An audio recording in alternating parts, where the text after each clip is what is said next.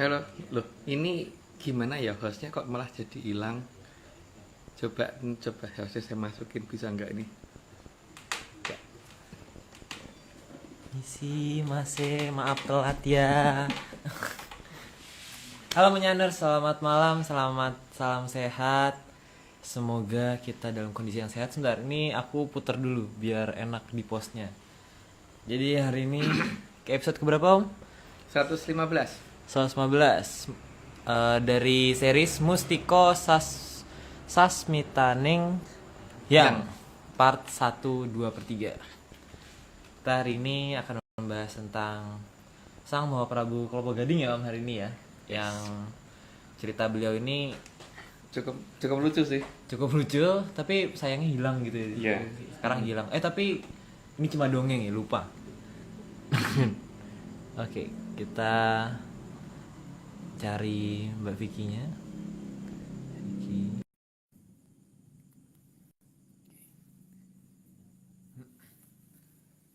Kita sekarang posisi lagi di Bali. Bali. Halo Mbak. Halo, halo guys. Suaraku double nggak ya? Coba Mbak ngomong lagi Mbak. Enggak sih, aman sih ya. Aman Oke, kok. sip ya. Oke, sip. Mbak lagi di mana Mbak posisi? Nah, nanti aku mau kemayan ke tempat kamu yuk. Oh, kok kemayan Mbak? Nyusul, aku tuh orangnya kan nyusulan. Nyusulan. Siap. Ini kita lagi di depan. Nggak Rumah pura. orang. Oh, depan rumah orang. Depan rumah orang nggak diusir ya. Semoga nggak diusir Mbak. Gak enak ya jam segini. Kenapa kita ke Bali, Aryo? Kenapa kita kembali? Karena Ya. agar kita Karena kita punya rumah harus kembali kan? Oh iya, karena kita punya rumah, jadi kita harus kembali. Kembali. Jadi kita udah kita kemarin kopdar udah di Madiun. ke Madiun, ke Kediri, Blitar, Jogja. Blitarnya di Kediri. Oh iya, Blitar, ke Blitar, Jogja, Bogor, sekarang Bali. Balinya posisi kita di mana? Di mana? Jembrana. Di Jembrana, di Negari. Di Jembrana. Mbak di mana posisi? Loh, kita musuhan loh, kok nggak sama tempatnya? Nah, aku Jangan mau beda gitu, nge-set Mbak. background ini loh. Nge-set background ini kenapa nggak itu ya? Nggak bisa gini gitu loh guys. Masa aku harus pegang ini gini? Nah, Aku tuh mau pegangin aja, pamer. Mbak. Apa? Emang cuma kalian yang bisa ke Bali? Oh.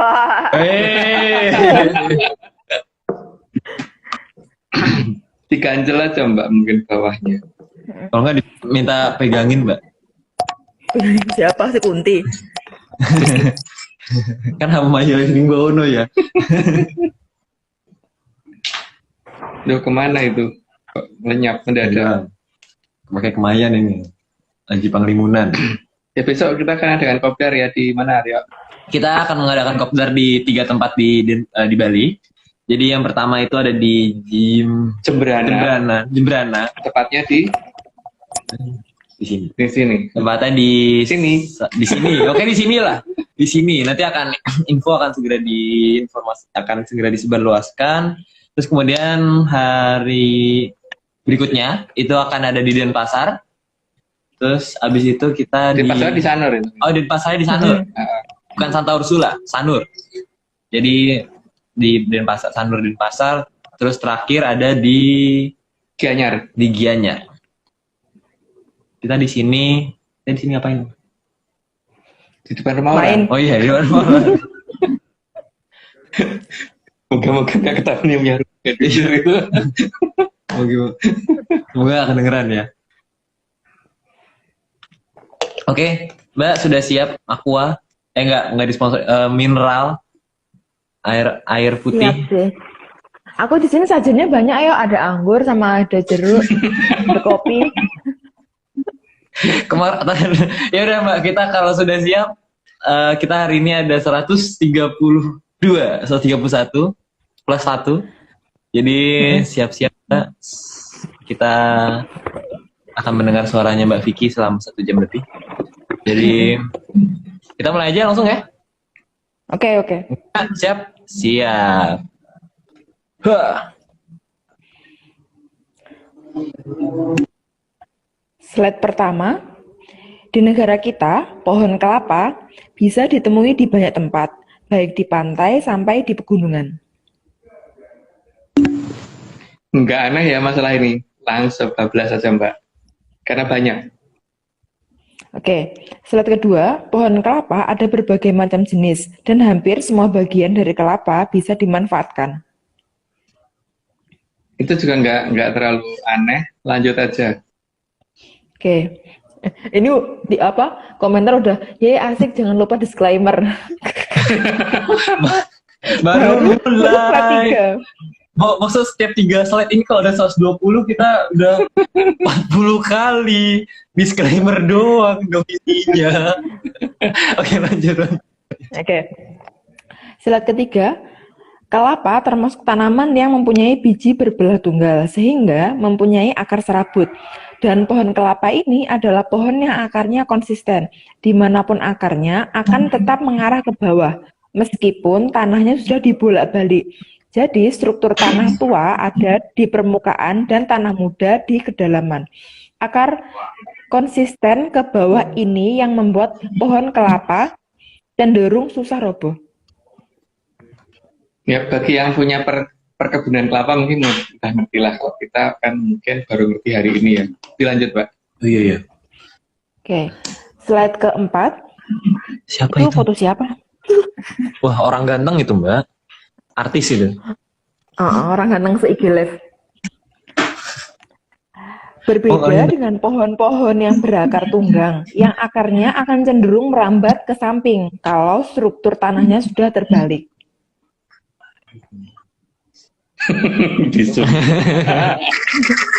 Narsis banget sih.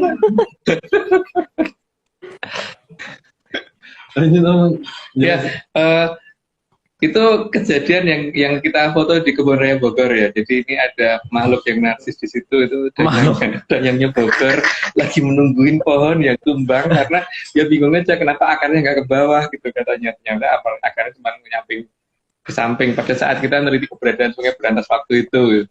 Lanjut, Mbak. Jadi bisa dilihat ya gambar itu akarnya itu ke samping semua dan di bekasnya itu nggak ada akar Ya, lagi. nggak ada. Jadi ya gitu. Itu nggak Kenapa, Mbak? Photoshop kan ya? Kamu nggak Photoshop kan itu? Kamu tempel di situ. Kamunya. Enggak. Aku nggak ngerti, Mbak. Gaptek aku tuh gaptek. Oke, slide kelima. Seharusnya akar pohon itu tidak mendatar ke samping, asalkan tanah tempat akar tanaman itu tumbuh. Struktur tanahnya masih alamiah atau tidak terbalik. Jadi harusnya akar itu mengarah ke bawah dan biasanya setinggi pohonnya itu gitu. Yang aku tahu ya, aku bukan orang botani yang di tanaman atau gimana, tapi dulu setauku begitu yang namanya tanaman itu akarnya, terutama tanaman yang berakar tunggang itu biasanya kedalaman akarnya akan hampir sama dengan tinggi tanamannya itu sehingga gak gampang roboh. Gitu. Oke, lanjut, Pak. Oke. Slide ke-6, sehingga daya cengkeram akar tanaman terhadap tanah seharusnya kuat jika tanah tersebut masih alamiah. Ya, itu kayaknya nggak perlu dilanjut, nggak perlu dibahas lanjut aja, Mbak. Nggak perlu dilanjut. Ini kalau nggak dilanjut, Mas, menyaners ngamuk, Mas. Di spam kita, di report bisa-bisa. Yuk kita lanjutkan, Mbak. Slide ke-7, maka faktor tanah sangat menjadi penentu untuk kekuatan daya cengkram akar pohon terhadap tanah, kecuali pada pohon kelapa. Karena ya itulah pohon kelapa itu bentuknya seperti itu, akarnya seperti itu, tapi kuat banget loh, kena angin jarang yang roboh. Nggak kayak pohon yang lain. Gitu.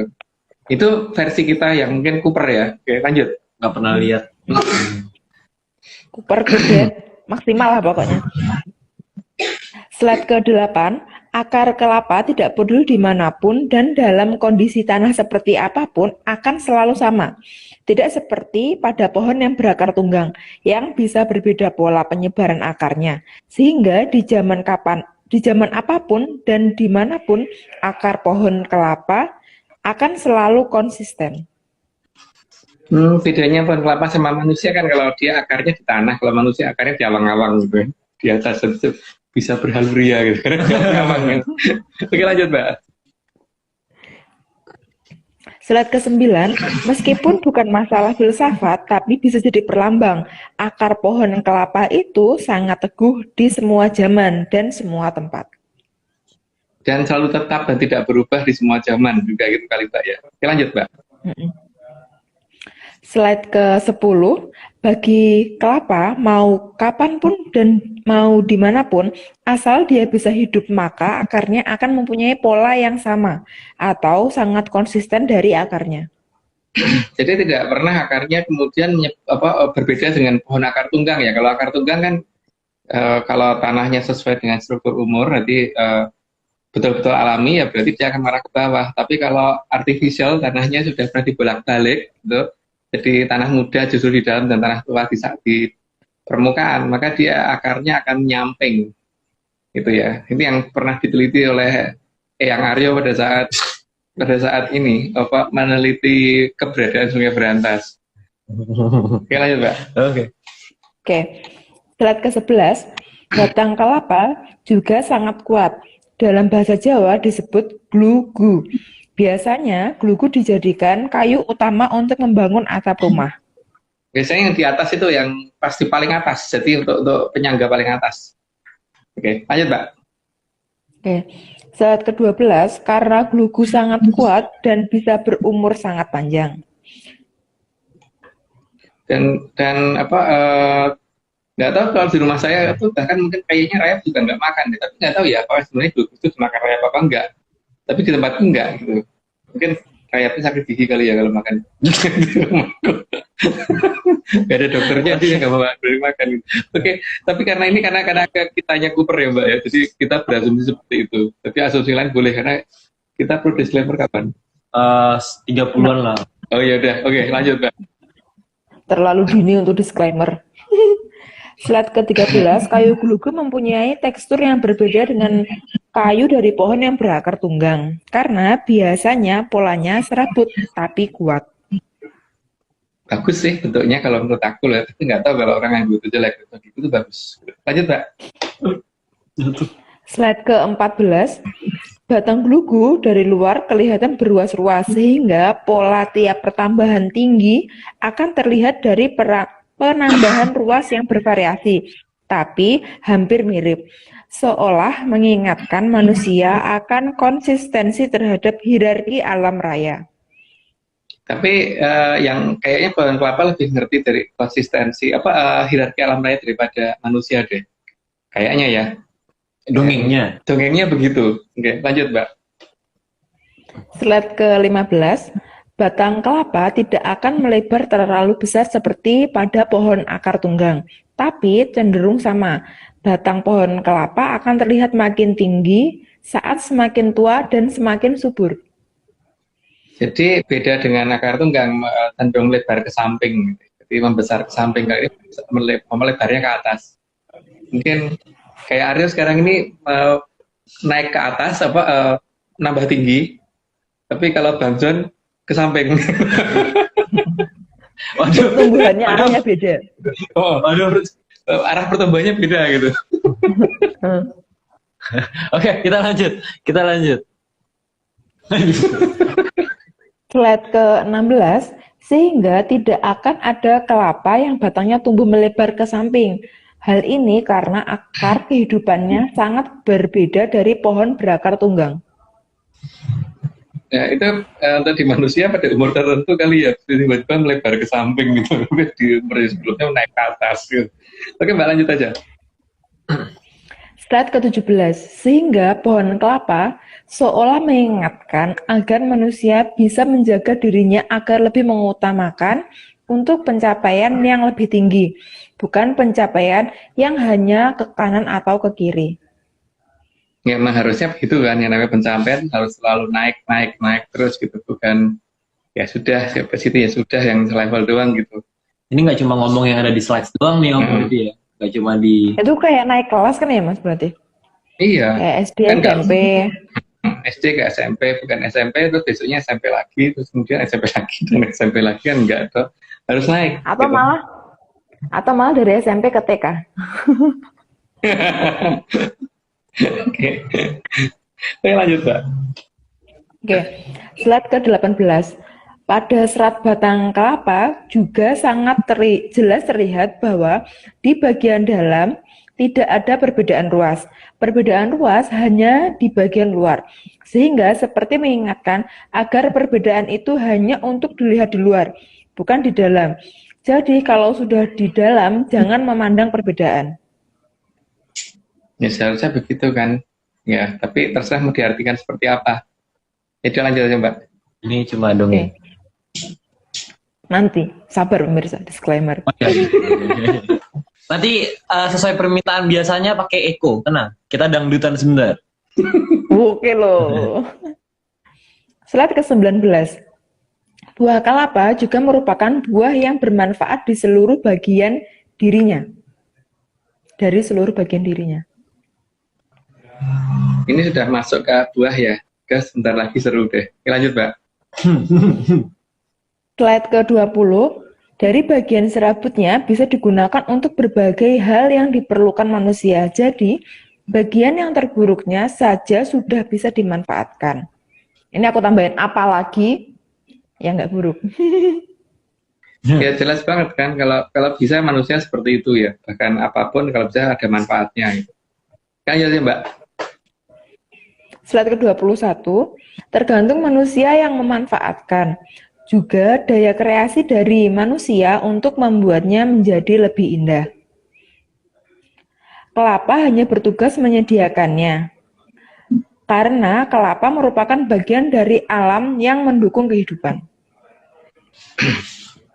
Itu nggak perlu dikasih penjelasan deh. Lanjut aja, Mbak.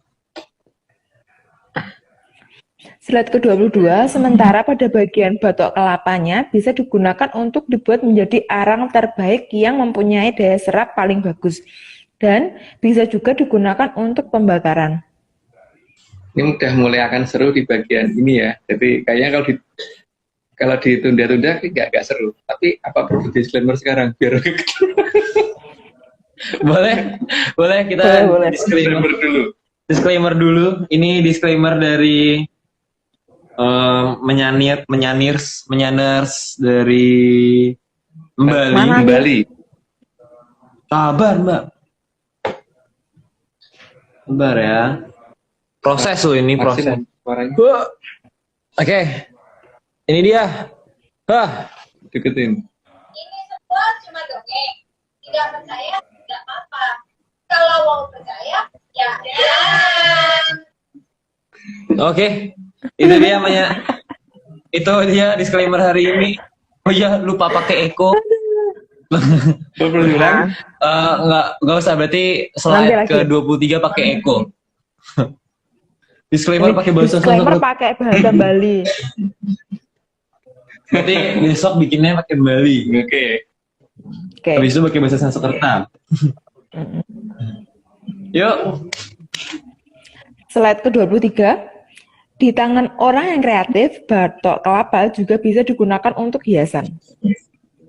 Oh, macam-macam itu hiasannya yang dibentuk. Itu bukan hanya bentuk gayung mandi aja ya. Itu banyak banget. Bentuk pot juga ada. Tapi macam-macam sih. Lanjut aja, Mbak. Pada zaman dahulu, batok kelapa biasanya digunakan untuk gayung. Tapi biasanya kalau dulu tuh gayung mandi yang kayak gitu tak colong dari kamar mandi karena mau tak bikin mainan. Bikinin cowok zaman mainan. Dulu. Oke, lanjut, Mbak. Slide ke-25, biasanya batok kelapa juga digunakan untuk ritual siraman pengantin yang dilakukan oleh orang tua pengantin itu sendiri, jadi bukan oleh orang lain. Ya, jadi siraman dilakukan oleh orang tua ya. Jadi orang tuanya sendiri, itu bukan oleh orang lain. Jadi Arya nggak boleh mandiin ya, Mas? Ya enggak lah, Mbak. Enggak ada loh ini. Enggak ada niatan sama sekali. Jadi sebenarnya ini juga salah satu disclaimer juga kali ya. Jadi menurut dongeng kita, dongengnya ARC, kalau misalnya ritual siraman itu ya dilakukan oleh orang tua sendiri gitu. gitu. Jadi tidak dilakukan oleh orang lain. Jadi kalau misalnya di luar sana ada manusia-manusia yang seperti itu ya setidaknya tidak sesuai dongeng ARC gitu lah. Oke. Gitu. Oke, next. Slide ke-26, di zaman dulu batok kelapa juga digunakan untuk mainan anak kecil yang dinamakan nini towoan. Ya, itulah makanya dulu ibu sering marah-marah karena gayungnya tak colong, tak bawa tak kabur temen ini cowok waktu itu gitu. Ketika ciduk gayung di kamar mandi itu masih menggunakan seperti itu dulu. Lanjut, Pak. Oke, slide ke-27, permainan nini towoan ini biasanya terjadi saat anak kecil punya wibawa terhadap makhluk halus. Sehingga makhluk halus bahkan tidak berani mengadakan perundingan terhadap anak kecil sekalipun. Itu yang agak aneh di masa sekarang ya. Di masa dulu itu anak kecil ketemu kuntilanak tuh senang banget karena kita kejar-kejar karena kita mau masukin ke situ gitu untuk mainan. Tapi di zaman sekarang, ya aku nggak ngerti ya kenapa tiba-tiba orang dewasa pada ketakutan gitu. Oke, lanjut, Mbak. Slide ke-28. Dalam permainan nini towoan ini, anak kecil bahkan bisa membedakan makhluk yang ada di bawah tataran manusia dan mereka hanya hidup untuk dijadikan mainan. Sehingga makhluk tersebut hanya bisa menurut. Jadi sangat tidak berani mereka mengambil jiwa manusia karena wibawa anak kecil jauh lebih besar daripada si roh Asor. Seharusnya begitu ya. Jadi kalau kemudian mereka punya wibawa lebih daripada manusia itu, apa penyebabnya yang harus kita pertanyakan? Karena zaman dulu nggak begitu. Mereka tuh takut kalau ketemu. Bukannya seperti zaman sekarang, kok kayaknya malah dibikin suatu hal yang seolah mereka tuh menyeramkan. Padahal kita lucu loh bentuknya aja kayak gitu kok. Ya kan? Lanjut, Pak. Slide ke-29, tapi dengan berkembangnya zaman, di zaman roh Asor yang dulu bahkan takut kepada manusia, saat ini justru mereka seolah punya wibawa bisa minta perjanjian, bisa mengambil nyawa orang, bisa menakut-nakuti orang, bisa memangsa orang, padahal dulu hanya mainan anak kecil. Ya, di sini kita nggak tahu ya apa yang salah. Nanti mungkin pemirsa lebih tahu apa yang menyebabkan ini semua terjadi gitu. Kenapa wibawa dari manusia tidak seperti dulu, bahkan sampai ada beberapa film yang menunjukkan seolah-olah mereka tuh punya wibawa yang jauh di atas manusia. Lucu loh kalau mereka sampai dikatakan berani ngajak kita berunding karena mereka tuh nggak punya hak berunding sama manusia kan. Terus bisa bisa ngambilnya orang, bisa ngambilnya orang gitu. Dulu nggak bisa mereka. Mereka tuh hanya bisa nerimo pandem. Oke, lanjut, Mbak. Mas, berarti nerimo yang pandem itu hanya berlaku untuk mereka ya, Mas ya? Iya, untuk mereka. Harusnya. Karena kalau di paling pandem untuk orang-orang atau manusia dan nenek moyang kita berdasarkan cerita pewayangan bahwa Prabu Watu Gunung pernah menjadi sang guru yang Prabu Pandodewonota juga gitu. Jadi ditahkan jadi manusia, kenapa Bathara Guru dipaksa turun untuk dia gantiin? Berarti kan nggak nerima yang pandem tuh kayak gitu, Mbak. Bathara yang paling tinggi aja pernah diganti kan? Iya. Bathara teacher itu pernah digantiin gitu loh. Ya, Bathara teacher pernah diganti, Mbak. Gara-gara beberapa raja-raja di negara kita ngamuk gitu. Oke, lanjut. Mas, mau tanya, berarti kalau orang itu kan kalau lahir itu kan nggak pakai apa-apa ya, misalnya nggak pakai baju apapun gitu ya. Berarti kalau bayi lahir terus setelah itu pakai pakaian kan berarti dia nggak nerima yang pandem kan? Diajarin untuk sama orang tuanya untuk nggak nerima yang pandem kan? Karena dia kan nggak pakai nggak pakai baju. Setelah itu pakai baju. Ya iya. Kalau nerima yang pandem nggak dilahirkan nggak pakai apa-apa, nggak pakai apa-apa selamanya gitu kan. Dilahirkan di rumah sakit ya udah tinggal di rumah sakit selamanya gitu kan. Harusnya. Terus sekolah segala ya. Supaya bisa pinter, harus pinter lagi, nggak boleh goblok-goblokan juga gitu kan. Di sekolahan juga kalau terima pandem kan dikasih PR ya sudah diterima tapi nggak jadi kerjain. Nerima yang orang-orang yang ngerjain PR tuh nerima yang pandem dulu itu. Ya udah gitu, dikasih PR ya udah terima gitu, terima dengan senang hati. Abis itu tinggal tidur. Oke, slide ke-30. Jadi ada zaman yang belum lama sebenarnya di mana anak kecil masih ditakuti oleh roh Asor yang saat ini justru terbalik setelah punahnya ajaran cara mengendalikan makhluk asor yang sangat tidak layak diajak membuat perundingan atau perjanjian. Yang itu bukannya tidak layak, mereka itu benar-benar nggak berani ngajak berunding itu harusnya. Jadi memang kita kalau misalkan kita pelihara ayam, memang ayam itu kita ajak berunding, mau ngajak berunding ke kita. Aku boleh kamu pelihara tapi gini enggak lah ya. Jadi mau kita tendang, mau kita potong, mau kita apain gitu, ayamnya nggak boleh protes. Hanya paling ketok kabur gitu aja kan. Mau digebukin pakai batu itu apa sih ya? Nggak begitu. Jadi ada cara penilaian beda terhadap makhluk asor ya, di mana dulu itu makhluk asor itu benar-benar nggak punya hak, nggak punya wibawa yang bisa menentukan hidup manusia. Tapi nggak tahu kok sekarang menjadi seperti itu. Apakah mungkin akunya yang kuper salah lihat apa ya? Apa Salah main. atau tataran mereka tuh naik mendadak gitu. Dulu enggak lu ya. Ya oke, Mbak, lanjut Mbak. Oke, slide ke-31, ada zaman yang belum terlalu lama di mana seorang anak akan menganggap kuntilanak itu mainan yang lucu, bukan menakutkan. Nah itu yang jadi masalah. Kan makhluk yang hanya bisa ketawa kan, dan dia hanya bisa ketawa dan tersenyum gitu loh. Tapi nggak tahu, bukan gambar ini ya, kuntilanaknya itu kan anak kecil yang justru mempermainkan si itu ya, makhluk seperti itu gitu. Ya itu aku nggak ngerti kenapa sekarang mereka menjadi punya wibawa yang lebih gede daripada manusia yang seharusnya nggak begitu gitu. Lanjut Pak. Kalau dengar penjelasan itu kok kayak peribahasa ya Mas. Senyumilah lawanmu maka, ya nggak sih? Aku lupa kata-katanya itu gimana. Cuman mirip. Ya, yang makhluk yang ingin tersenyum dan lawannya kabur kan itu loh. Cuma senyum. Gitu ya. Oke lanjut Mbak. Kabur terbirit-birit. Slide ke-32. Namun ada zaman yang aneh ketika makhluk asor justru ditakuti dan dikatakan harus mengadakan perjanjian dengan mereka. Jika mau memanfaatkan mereka, juga harus mau diambil nyawanya. Maka leluhur menganggap ini sebagai wolak-wali ing zaman di mana barang mainan malah ditakuti. Kalau mungkin yang seumurku atau lebih tua mungkin mengalami hal itu ya. Jadi kita benar-benar bingung gitu loh, karena dulu nggak begitu gitu loh. Tapi kan dengan hilangnya tradisi secara bertahap, itu jadi terbalik seperti itu. Bahkan dulu anak kecil itu kan kalau selesai mainan itu kita nyari tempat untuk yang sudah kita pagerin berdasarkan daerah wilayah yang diberikan oleh si Dangyang untuk membuang makhluk halus itu ke sana, sehingga dikatakan sebagai tempat anak buang jin. Ketika saya pulang ke desa, nama itu berubah namanya tempat jin buang anak. Bingung nggak sih? Kondisi berubah sedemikian ekstrimnya loh saat ini.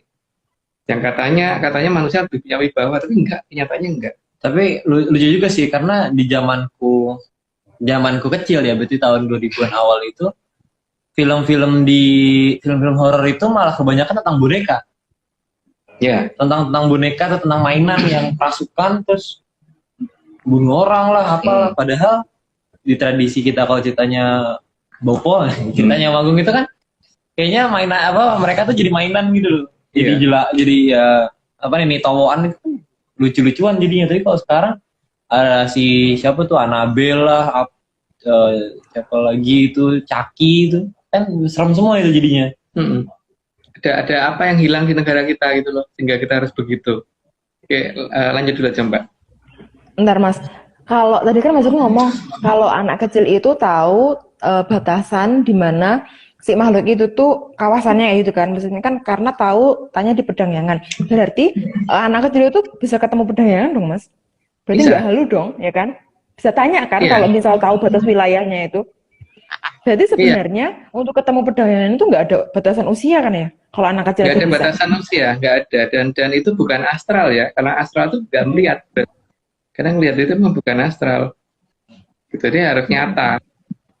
Oke Mbak, lanjut dulu. Itu versi kita ya, versi kita. Jadi orang lain boleh titip. Slide ke-33. Oke, kita lanjut.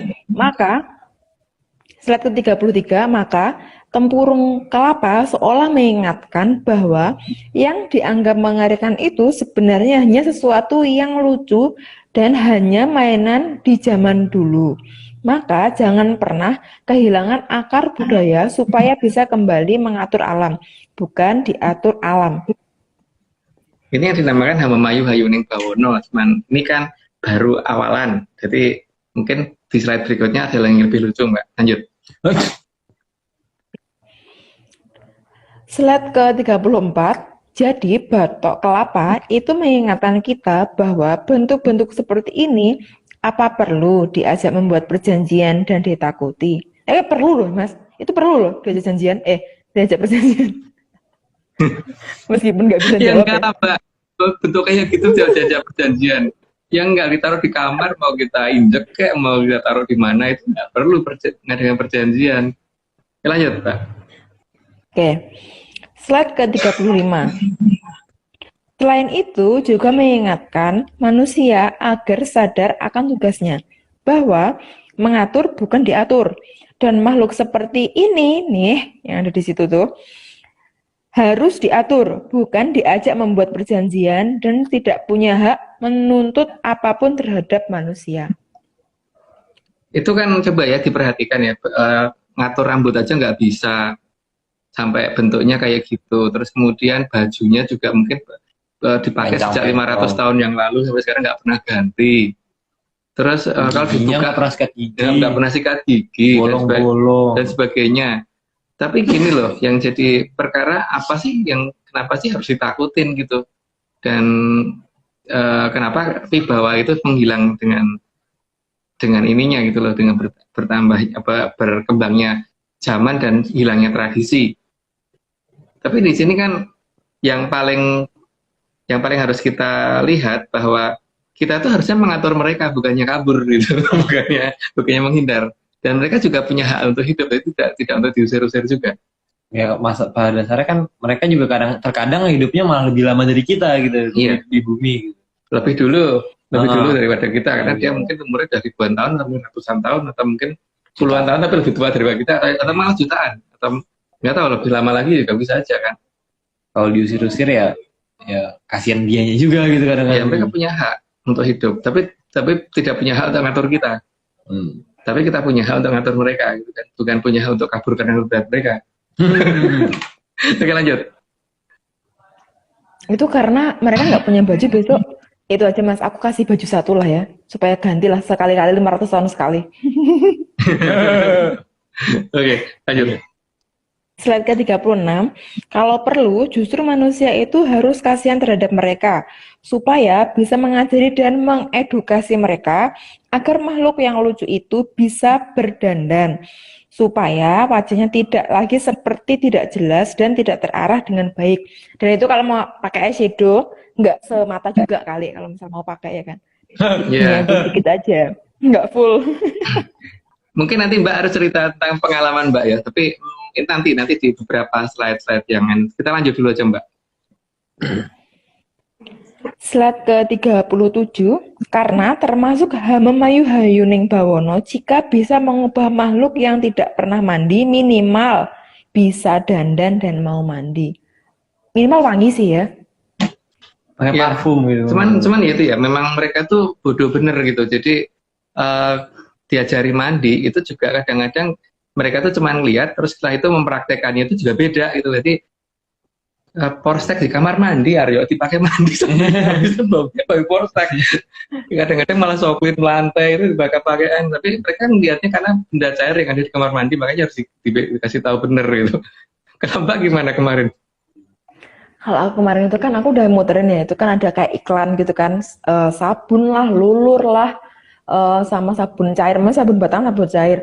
Tapi itu siang-siang itu datang ke kamarku kan Mas, ini baunya wangi nih bener nih sabun mandi. Setelah itu datang lagi ke kamarku, kenapa bau itu sabun cuci baju ada di kamarku, padahal aku nggak lagi jemur pakaian gitu kan. Ini udah dikasih tahu untuk pakai sabun mandi, kenapa kamu pakai sabun cuci itu baju? Ya itu loh. Ini gimana sih, udah dikasih tahu dong nggak sih kemarin gitu loh Mas? Aneh kan gitu. Gimana? Ya, mereka belum bener. Makanya kalau kayak gitu mereka dengan perjanjian dengan mereka itu aneh, Bang. Bedain sabun mandi sama Sabun pel aja nggak tahu. nggak tahu. Oke. Lanjut, Mbak. Anehnya itu mas, bentar. Kan malamnya itu kan aku puterin tuh video supaya pada lihat, supaya pada belajar gitu kan. Mandi tuh kayak gini loh gitu kan. Sabunnya juga udah. Tapi baterai aku tuh aku charger itu full 100% gitu kan. Tapi saat pagi itu udah apa namanya itu udah mati gitu kan. Dan kalau misal itu dimatiin karena kepencet kucing aku, berarti kan kalau misal pagi itu kan ini apa namanya baterai kan udah berkurang banyak nih, dari 100 kan paling jadi cuma 25 atau 35 misalnya itu kan. Tapi ternyata baterai HP itu masih di 94, berarti kan cuma berkurang 6%. Aku tuh mikir gini, kalau kucing aku mainin HP sekitar untuk ngurangin ini baterai itu cuma berkurang 6%, itu kan nggak mungkin karena kucing aku tuh ada pakai mainan gitu kan, terus tidur di samping aku gitu kan mas. Nah aku tuh mikir gini, apa jangan-jangan mereka semalam waktu aku tinggal tidur nggak boleh gangguin aku itu, mereka mau ngulangin playlistnya, tapi salah pencet, terus salah pencetnya itu mati gitu kan, terus mereka buru-buru pergi kan, terus makanya besoknya itu mereka datang udah wangi, tapi sabun yang dipakai itu malah sabun cuci gitu loh. Bukan sabun mandi gitu kan. Mungkin gini kan, aduh kemarin itu kan aku yang penting udah dikasih tahu caranya belajar kayak gini. Cuman karena ada yang ketinggalan infonya, mungkin kan rebutan kan, karena kan nggak cuma satu orang, nggak cuma satu makhluk yang nonton kan. Mungkin ada yang itu, tadi yang penting kan wangi kan, ini kan wangi juga gitu kan. Cuman kan nggak gitu juga gitu loh, nggak sabun cuci baju juga gitu loh. Kan itu kalau untuk manusia aja kan glodogi kan mas. Kasian sebenarnya. Itu Iya, gimana kulit mereka? Itu masih mending Mbak kalau sabun cuci atau rinso digunakan. Kalau Porstek itu gimana Mbak? Kan baunya juga jadi nggak enak juga kalau Porstek itu. Karena mereka nggak ngerti loh. Ya harus diberitahu gitu. Oke, lanjut Mbak. Oke. Slide ke-38. Jadi, batok kelapa juga mengingatkan akan tugas manusia untuk memanusiawikan makhluk asor. Makhluk yang selama ini tidak mengenal mode, tidak bisa dandan, tidak pernah mandi, tidak pernah siraman gitu ya Mas ya. Tidak kenal penataan rambut dan lain-lain supaya bisa tampil lebih menarik dan eye-catching minimal ya, eye-catching. Iya, eye-catching. Jadi ya kita dadani mereka supaya paling tidak itu biar lebih bisa dilihat gitu. Jadi nggak nyerem-nyeremin gitu kan seharusnya. Dan mereka nggak berhak nuntut apapun dari kita gitu. Jadi mereka seharusnya terima kasih karena sudah pernah kita ajarin untuk jadi lebih menarik penampilannya. Karena mungkin 500 tahun yang lalu baru terakhir mereka ngerti bab seperti itu, dan sudah lupa. Oke, lanjut Pak. Slide ke-39, mungkin mereka dengan batok kelapa bisa didandani jadi beginilah kayak flyer itu yang mungkin. Dan itu termasuk dalam Hamamayu Hayuning Bawono. Kan bentuknya paling tidak jadi lebih menarik lah daripada bentuk yang sebelumnya gitu kan. Itu lebih lucu, menarik, dan paling tidak nggak nyerem-nyeremin gitu ya. Kalau tidak mereka mengenal lagi lah setelah 500 tahun yang lalu, terus sekarang mereka mengenal cara dandan lagi gitu. Tidak gitu. Oke, lanjut Mbak. Slide ke-40, jadi batok kelapa sangat mengingatkan tugas manusia untuk Hamamayu Hayuning Bawono, bukan takut akan memedining Bawono. Jadi bukan untuk mereka itu bukan untuk nakut-nakutin, karena mereka juga ada tugasnya dalam bantu manusia. Tapi ya itu supaya bisa diberi tugas kan berarti ya dibandani dulu. Kalau tidak kan kayak itu kan lumayan tuh lucu tuh, nggak begitu menakutkan seperti itu. Jadi menggemaskan gitu. Perlu kebel lah. Bisa dioklek gitu ya. Bisa untuk mainan. Perlu kebel Mbak, bisa dibawa tidur. Itu kalau dia kalau terbuat dari kayu, kalau dari apa? Kalau terbuat dari yang empuk-empuk. Kalau itu kan kayu ya. Slide ke-41. Jadi jangan pernah bangga kalau takut terhadap makhluk asor. Karena kita harus sadar bahwa kewajiban kita untuk mengatur mereka agar mereka juga bisa menarik untuk dijadikan mainan. Jadi tugas kita ngatur ya, dan bukan untuk kabur kalau melihat mereka, dan bukan untuk melihat teriak hantu gitu, gedebuk itu enggak. Jadi harusnya ya, ya itu begitu ketemu, sini caranya dandan gini loh, ini loh caranya sikat gigi, gini loh caranya nyisir rambut dan sebagainya. Mungkin karena 500 tahun cukup lama untuk mereka, hingga mereka baju aja nggak pernah ganti selama 500 tahun ini, sehingga ada yang sudah robek lah, dan bajunya seragam rata-rata warnanya seperti itu gitu loh, tidak pernah warna-warni seperti yang dipakai oleh orang zaman sekarang gitu. Ya kasihan sih sebenarnya. Jadi tergantung kita melihatnya bagaimana, apakah kita mau takut atau kita kasihan terhadap mereka gitu. Mau ngusir atau mau malah kasihan gitu kan, atau Iya. nggak tega gitu ngeliatnya. Oke, ayo Mbak. Itu kalau aku, ini kamu kenapa sih kumel banget? Sini, mandi. Tahu nggak? Ada teknologi namanya mandi gitu kan? Oke, kita lanjut Mbak. Masih banyak ini. Slide ke-42. Jadi manusia itu seharusnya kasihan terhadap makhluk seperti itu agar dihamamayu hayuning bawono. Jadi bukan dibiarkan berkeliaran dan sampai mereka tidak mengenal dandan, apalagi kenal mandi. Batok kelapa mengingatkan agar kita peka terhadap alam ini. Ada yang perlu diajari, minimal diajari berdandan. Coba tau perhatiin dari bentuknya itu, wajahnya coba ya, kalau diperhatikan kan kasihan tau bentuk kayak gitu, terus rambutnya juga kayak gitu, rewok-rewok gak jelas gitu. Diajari kayak caranya keramas gimana, ngatur muka gimana, ngatur bajunya bagaimana gitu. Jadi kalau menampakkan diri itu bukannya bikin orang kabur gitu, tapi ya memang harusnya memang kita nggak boleh kabur. Dan mereka kalau misalkan datang kemudian diusir-usir kan berarti akan datengin tempat yang lain.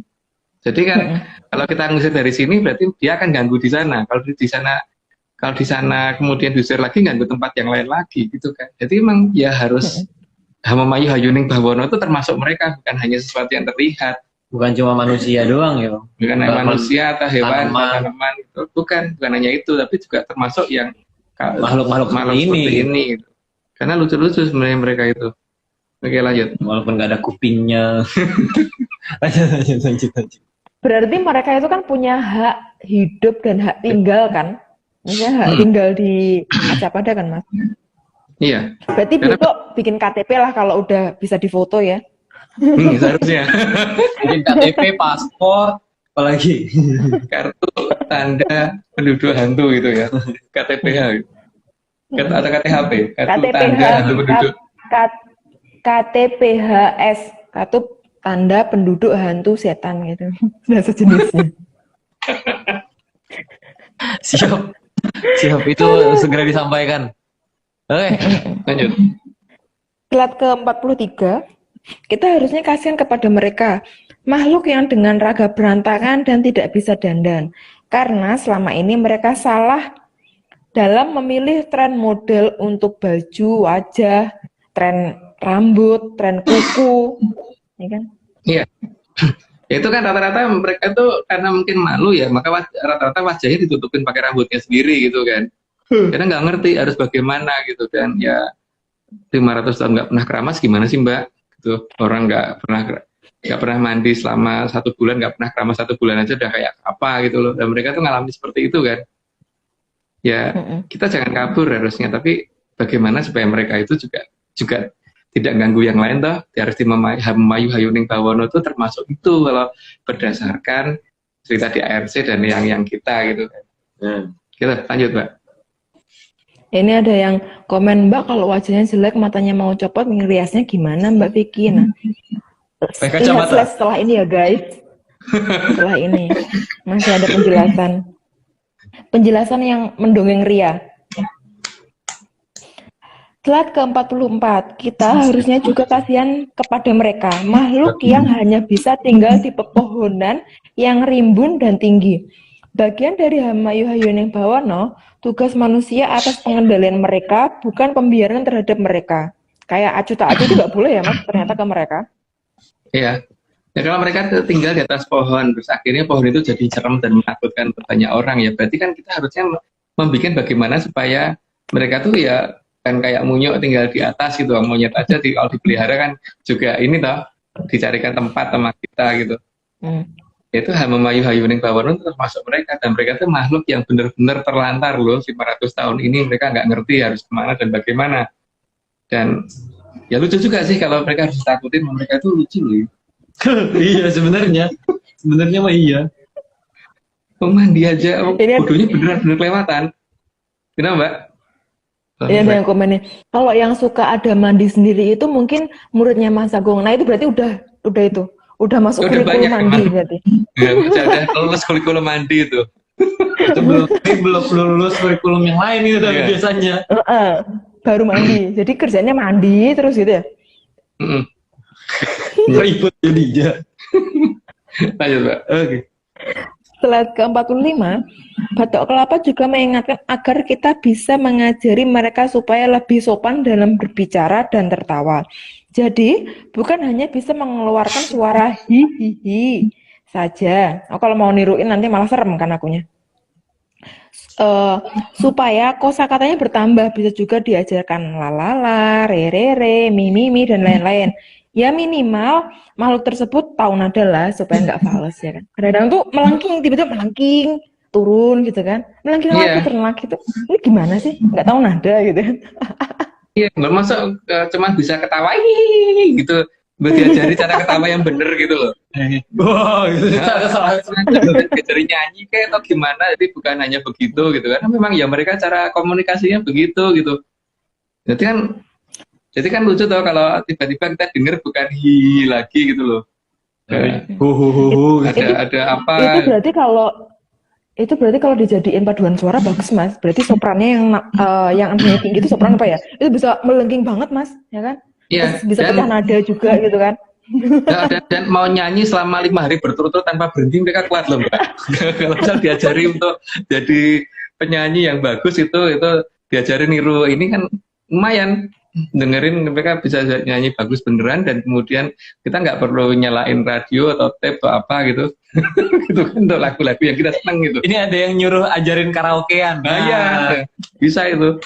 Makanya itu Berarti makanya apa Mas? Ya makanya kan mereka itu jangan hanya kita biarkan sehingga mereka ya bisa ketawahi. Kalau bisa diajarin karaoke kenapa enggak gitu loh. Jadi sekalian semua yang kira-kira membuat mereka itu jadi lebih berguna itu diterapkan gitu. Karena ya lama-lama bisa itu Mas, ada setan Got Talent, ya kan? Iya, setan kompetisi menyanyi. Got Talent. Setan mencari bakat gitu ya. Ya bener itu. Harusnya begitu. Jadi bukan lucu loh Mas. Kan kita biarkan kita usir-usir. Lucu itu. Ya kan? Tapi Hamamayu Hayuning Bawono itu ya seperti itu Mbak, karena mereka harus itu dilakukan hal-hal seperti itu gitu. Berarti lanjut, Mbak. hiburan itu bisa datang dari mana aja ya Mas sebenarnya? Iya, tergantung kita melihatnya bagaimana toh. Kita mau melihat yang menyenangkan atau menyedihkan atau kasihan terhadap mereka, atau ya kita mau cuek aja gitu, atau mau kita usir-usir karena kita punya wibawa terus kita memenangnya sendiri gitu kan. Oke. Lanjut. Mbak. Slide ke-46, Batok Kelapa juga mengingatkan agar manusia menambah satu jenis perawatan diri bagi mereka, yaitu merawat giginya agar tidak terlalu tajam karena bisa merobek mulut mereka sendiri. Ya walaupun mungkin pipinya atau mulutnya bisa kembali lagi normal lagi, tapi butuh jangka waktu cukup lumayan lama gara-gara giginya terlalu tajam.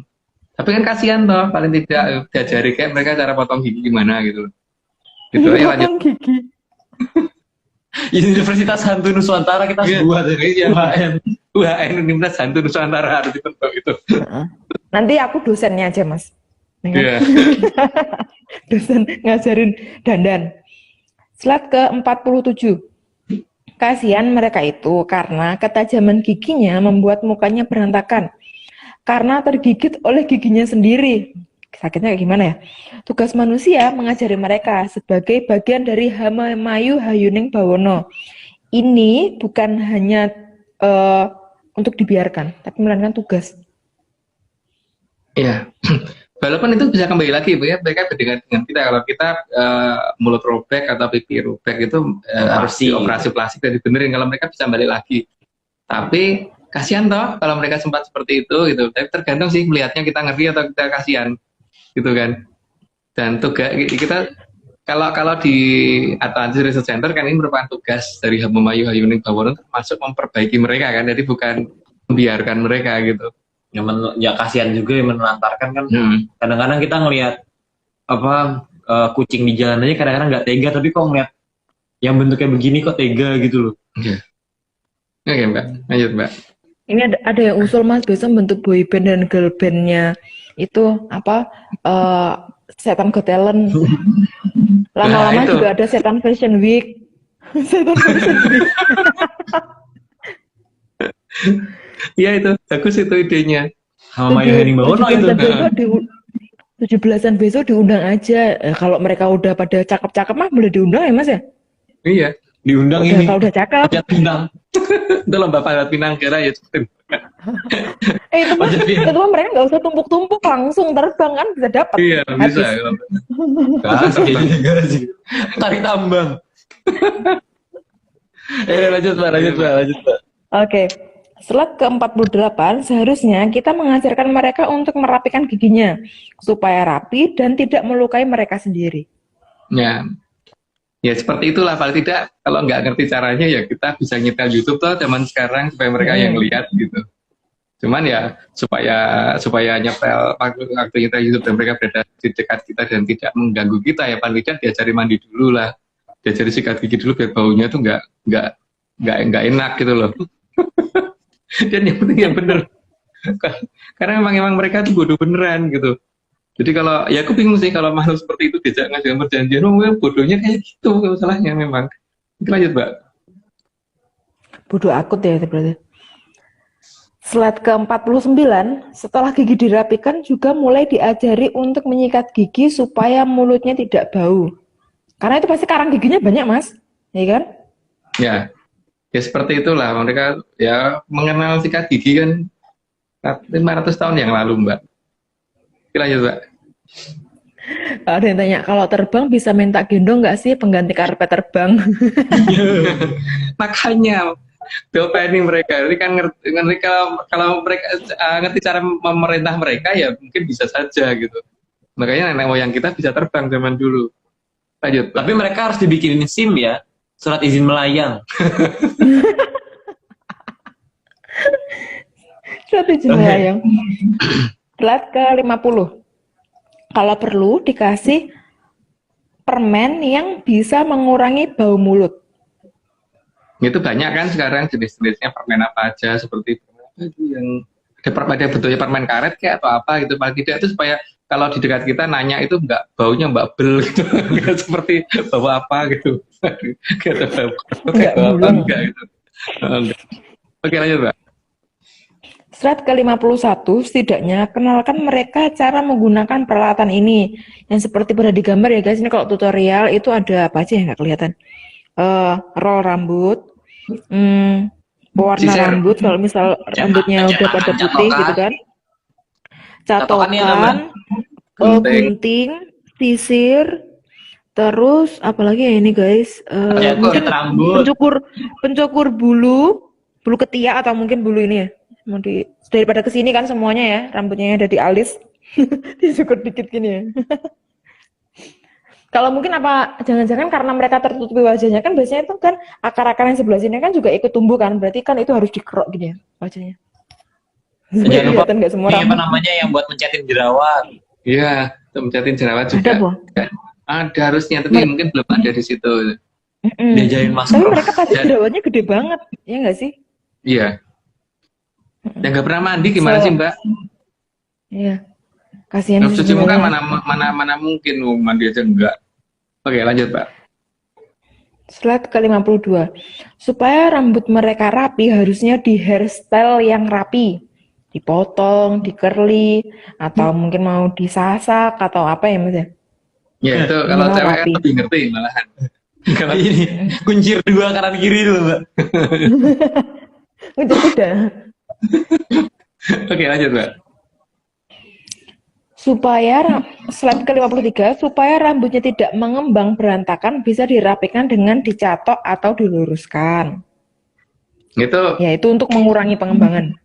ya teman-teman, tapi paling tidak tuh kalau misalkan capek jelasinnya karena mereka nggak ngerti-ngerti, itu paling gampang kan praktek atau ditunjukin pakai video, pakai YouTube kan juga bisa banyak toh YouTube cara menggunakan peralatan seperti itu gitu. Jadi mereka nonton sendiri. Lanjut, Mbak. Itu kalau di Universitas Persetanan ya Mas, SKS yang harus mereka tempuh itu kayaknya banyak banget ya nggak sih? Banyak Mbak, dari kan Mandi, sikat gigi, berarti cara sisiran. berarti pertama tuh minimal ini nonton YouTube dulu. Itu tutorial pertama itu. Nonton YouTube. Jadi itu nonton YouTube terus mandi sama ini kumur-kumur minimal. Ya, minimal itu supaya nggak ini. Harus setelah itu muka didandani betul-betul dirapiin lebih baik gitu. Oke, lanjut, Mbak. Ini ada yang bilang facial, jangan lupa diajarin facial, ngamplas wajah, wah salon demit laris ini, buka salon kunti laris manis Mbak. Ya kalau nanti uangnya uang beneran, kalau uangnya cuma dikasih daun ya payah lah aku. Pakai lulur, dagingnya bisa digunakan untuk nandur jagung. Ya itu nanti kan ada, mereka juga ngerti balas budi kan. Jadi apa yang akan bisa kita manfaatkan dari mereka itu ya nanti mungkin di episode berikutnya, kalau nggak salah di episode ini ada, tapi yang jelas pasti di episode berikutnya kita ada yang menjelaskan lebih lanjut sih pemanfaatan mereka apa. Intinya jangan diajari maling ya, jangan diajari bunuh orang gitu. Oh ya, ini disclaimer berarti ini. Kalau kita ngajarin di sini nggak minimal ngajarin mereka untuk berdandan ya, bukan untuk maling atau malah bunuh orang. Kita nggak ngajarin orang enggak ya. Kita jangan sampai mereka kayak gitu malah. Karena kan kalau kayak gitu jadinya nggak Hamamayu Hayuning Bawono. Hamamayu Hayuning Bawono itu membuat mereka lebih baik. Itu membuat mereka lebih baik itu berarti ngajarin mereka tidak membunuh juga kan. Berarti tidak nyolong juga. Gitu. Ngajarinnya nyanyi, kor. Terus main film atau perlu gitu. Tapi bukan yang kayak sekarang itu loh, dijadikan kesannya nakut-nakutin, ini untuk lucu-lucuan gitu. Oke, Mbak, lanjut. Harus belajar berbersih, harus make up dan table manner, bukan main katanya Myanmar. Slide ke-54. Karena mereka tidak tahu kalau rambut butuh dicuci, maka mereka diajarkan cara memakai sampo. Nah itu benar itu, karena supaya paling tidak rambut mereka nggak jebobrok ke jadi kalau, tapi ya aku tuh juga lucu sih ketika pas SD itu guruku nyetrap padahal aku nggak punya salah gitu. Nah, terus tak suruh datang ke tempat guruku cuma tidur di sebelahan aja, itu girap-girapnya amit-amit loh itu dulu, padahal lucu loh masuknya itu. Apalagi ketika tak suruh nyium tuh sampai semaput, cuman kayak gitu. Tapi makanya kalau mereka diajari dandan, diajari ini kan paling tidak kalau disuruh mendatangin orang kan juga orang itu kan nggak akan ketakutan gitu. Tapi mungkin kalau terpaksa ini ya mereka mungkin nggak perlu harus nggak perlu harus disuruh mukul orang atau apa, cukup datang dan rasa dandan ya datang dan senyumlah juga mereka sudah akan takut itu orang. Ini ada yang nanya nih Om, mereka aja ngumpet, apa cukup dikasih alat buat berdandan aja gitu? Ya gimana ya? Nggak ngumpet kok, yang setahu saya tuh enggak. Tapi nanti akan tahu kok kalau mereka datang dan enggak, itu akan nyupil sendiri. Mungkin Mbak Vicky bisa jelasin deh, waktu pertama kali ngajarin mereka mandi. Jadi gini guys, tutorialnya itu mereka itu datang itu dengan bau. Bau apakah itu baunya sih random ya, jadi macam-macam. Cuman yang kemarin itu teringat sangat jelas itu kayak bau tela dibakar kayak gitu kan. Kemarin sempat juga itu yang Noel gitu juga. Waktu aku tidur tuh tripod standing kamera itu diketok-ketok sampai aku bangun. Karena nggak tahu nama aku kan mungkin. Jadinya mau bangunin mau Noel aku nggak enak, tapi kalau nggak di toel atau nggak dibangun nanti nggak diajarin gitu kan, nggak tahu kalau dia tuh datang gitu kan. Terus ada juga aku ke kamar mandi ikut Mas, gile kan, ini kamu tuh tahu sopan santun nggak sih kalau orang mandi tuh ya jangan diikutin, itu nunggu antrian gitu ya. Dia bilang gini, tapi yang di kamar mandi itu tahu nama aku Mas, itu dia bilang Mbak Vicky gitu kan. Ini siapa nih gitu kan, langsung kan aku takut sama tokek ya, ini apa tokek gitu kan, jangan-jangan tokek bisa bersuara gitu kan, enggak gitu Mbak. Gitu. Terus oke, aku tahu kamu mau belajar mandi, ya udah nih lihat, tapi kamu harus ini cewek loh, nggak boleh cowok loh ya tentunya gitu.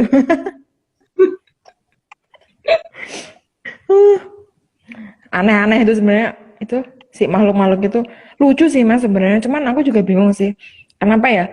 Selama ini hal seperti itu, makhluk-makhluk seperti itu konotasinya itu suatu hal yang harus ditakuti, suatu hal yang harus kita singkirin. Padahal sebenarnya mereka itu tuh butuh belas kasihan manusia untuk bisa diajarin gitu kan, karena mereka mau belajar gitu kan, bukan makhluk yang nggak mau belajar kan ternyata.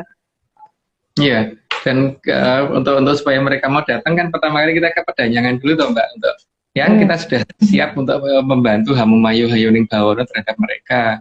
Tapi jangan dibikin ngagetin ya waktu datang gitu kan, mereka datang karena ada yang nyuruh, dari danyangnya yang nyuruh akhirnya. Oke Mbak, lanjut. Oke.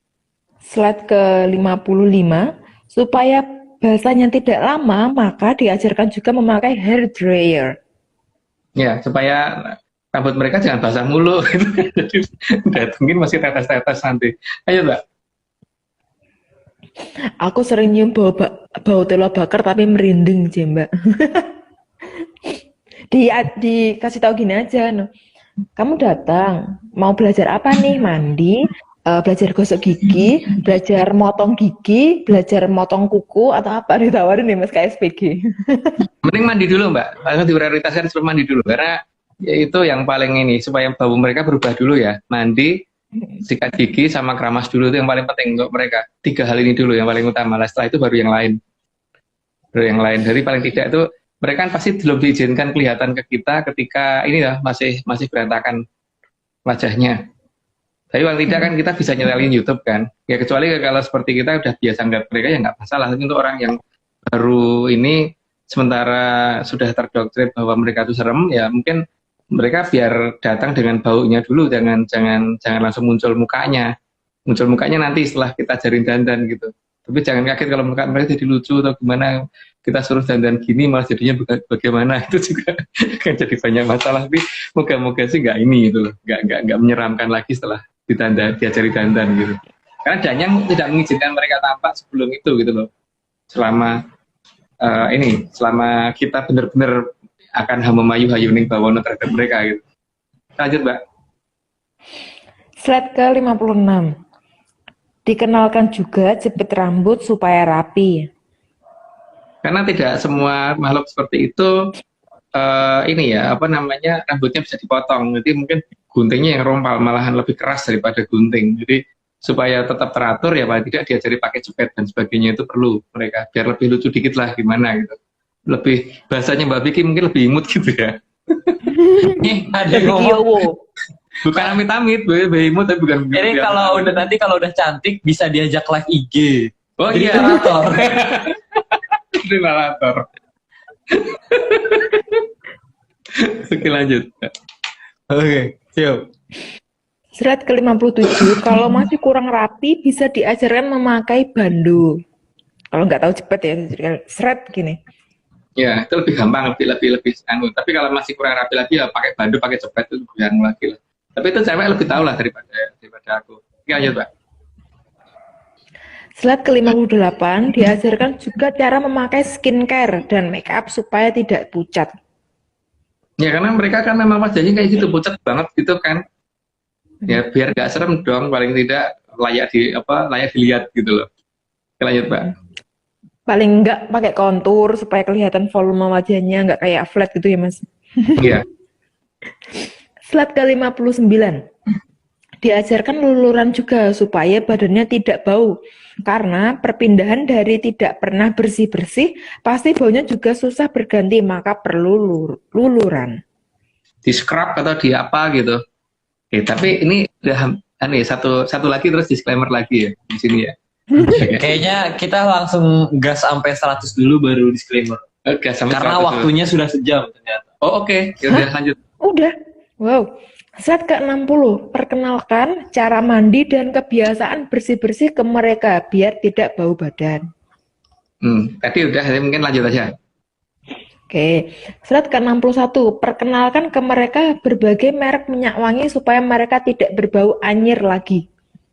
minimal minyak wangi yang murahan aja nggak apa-apa kan, yang palsu-palsu gitu untuk mereka. Tapi ya, apa namanya, ya semampu kita gitu. Banyak kok di tukang parfum gitu yang bisa diperkenalkan ke mereka. Jadi kan untuk tanda, oh kalau baunya seperti ini berarti yang pernah tak ajarin gitu. Mungkin diajari wangian apa gitu. Jadi bukan bau, jangan bau bangkai yang datang atau bau telo goreng lagi yang datang gitu. Telo bakar nih, telo goreng. Bahaya juga Pak. Telo goreng enak Mas. Kayak di mulut gimana? Ya, dia harus dikasih tahu kalau diminum sama dia. sekali ngomong langsung bau wangi gitu. Gak apa-apa sih sebenarnya. Sekali niup langsung wangi. Tapi nggak keracunan berarti ya? Nggak bisa keracunan kalau mereka. Ya udah nggak apa-apa, masih nggak apa-apa berarti, masih nggak apa-apa itu. Oke. Ya, berarti besok varian parfum bisa merambah ke varian parfum mulut. Slide ke-62. Ajarkan fashion style yang tepat untuk mereka, supaya mereka jadi menarik dan tidak ditakuti lagi, agar bajunya tidak selalu seragam, sehingga antar satu dengan yang lainnya punya karakter dan keunikan masing-masing, dan jadi diri masing-masing ya Mas. Ya, jadi makhluk itu banyak kan, masalahnya itu ada sekitar 40 jenis. Dari 40 jenis itu per satu jenis itu sekitar antara ya lebih dari 7 kali jumlah manusia ya, bisa 40 kali jumlah manusia. Jadi mereka tuh banyak banget dan nggak bisa mati itu loh masalahnya mereka itu, setauku ya. Jadi ya, sangat sayang kalau tidak dimanfaatkan gitu. Harusnya dimanfaatkan, tapi ya itu sekali lagi ya, jangan diajari maling, jangan diajari bunuh orang, jangan diajari nyakitin orang, karena memayu hayuning bawon itu bukan itu gitu. Ayo, tapi diajarin ngepel. Ya, diajari ngepel boleh, diajari nyapu boleh, diajari apa bersihin mobil, cuci piring boleh gitu. Gitu. Diajari dandan supaya lucu bisa pameran boleh gitu. Ada yang komentar, menyaners calon sarjana perhantuan. Sarjana perhantuan. Slide ke-63. Slide ke-63, kenalkan teknologi yang namanya ikat pinggang supaya bajunya tidak kedodoran. Ya biasanya kan gitu, mereka nggak pernah pakai ikat pinggang, nanti bentuknya ya seperti itu, dan bajunya juga nggak pernah.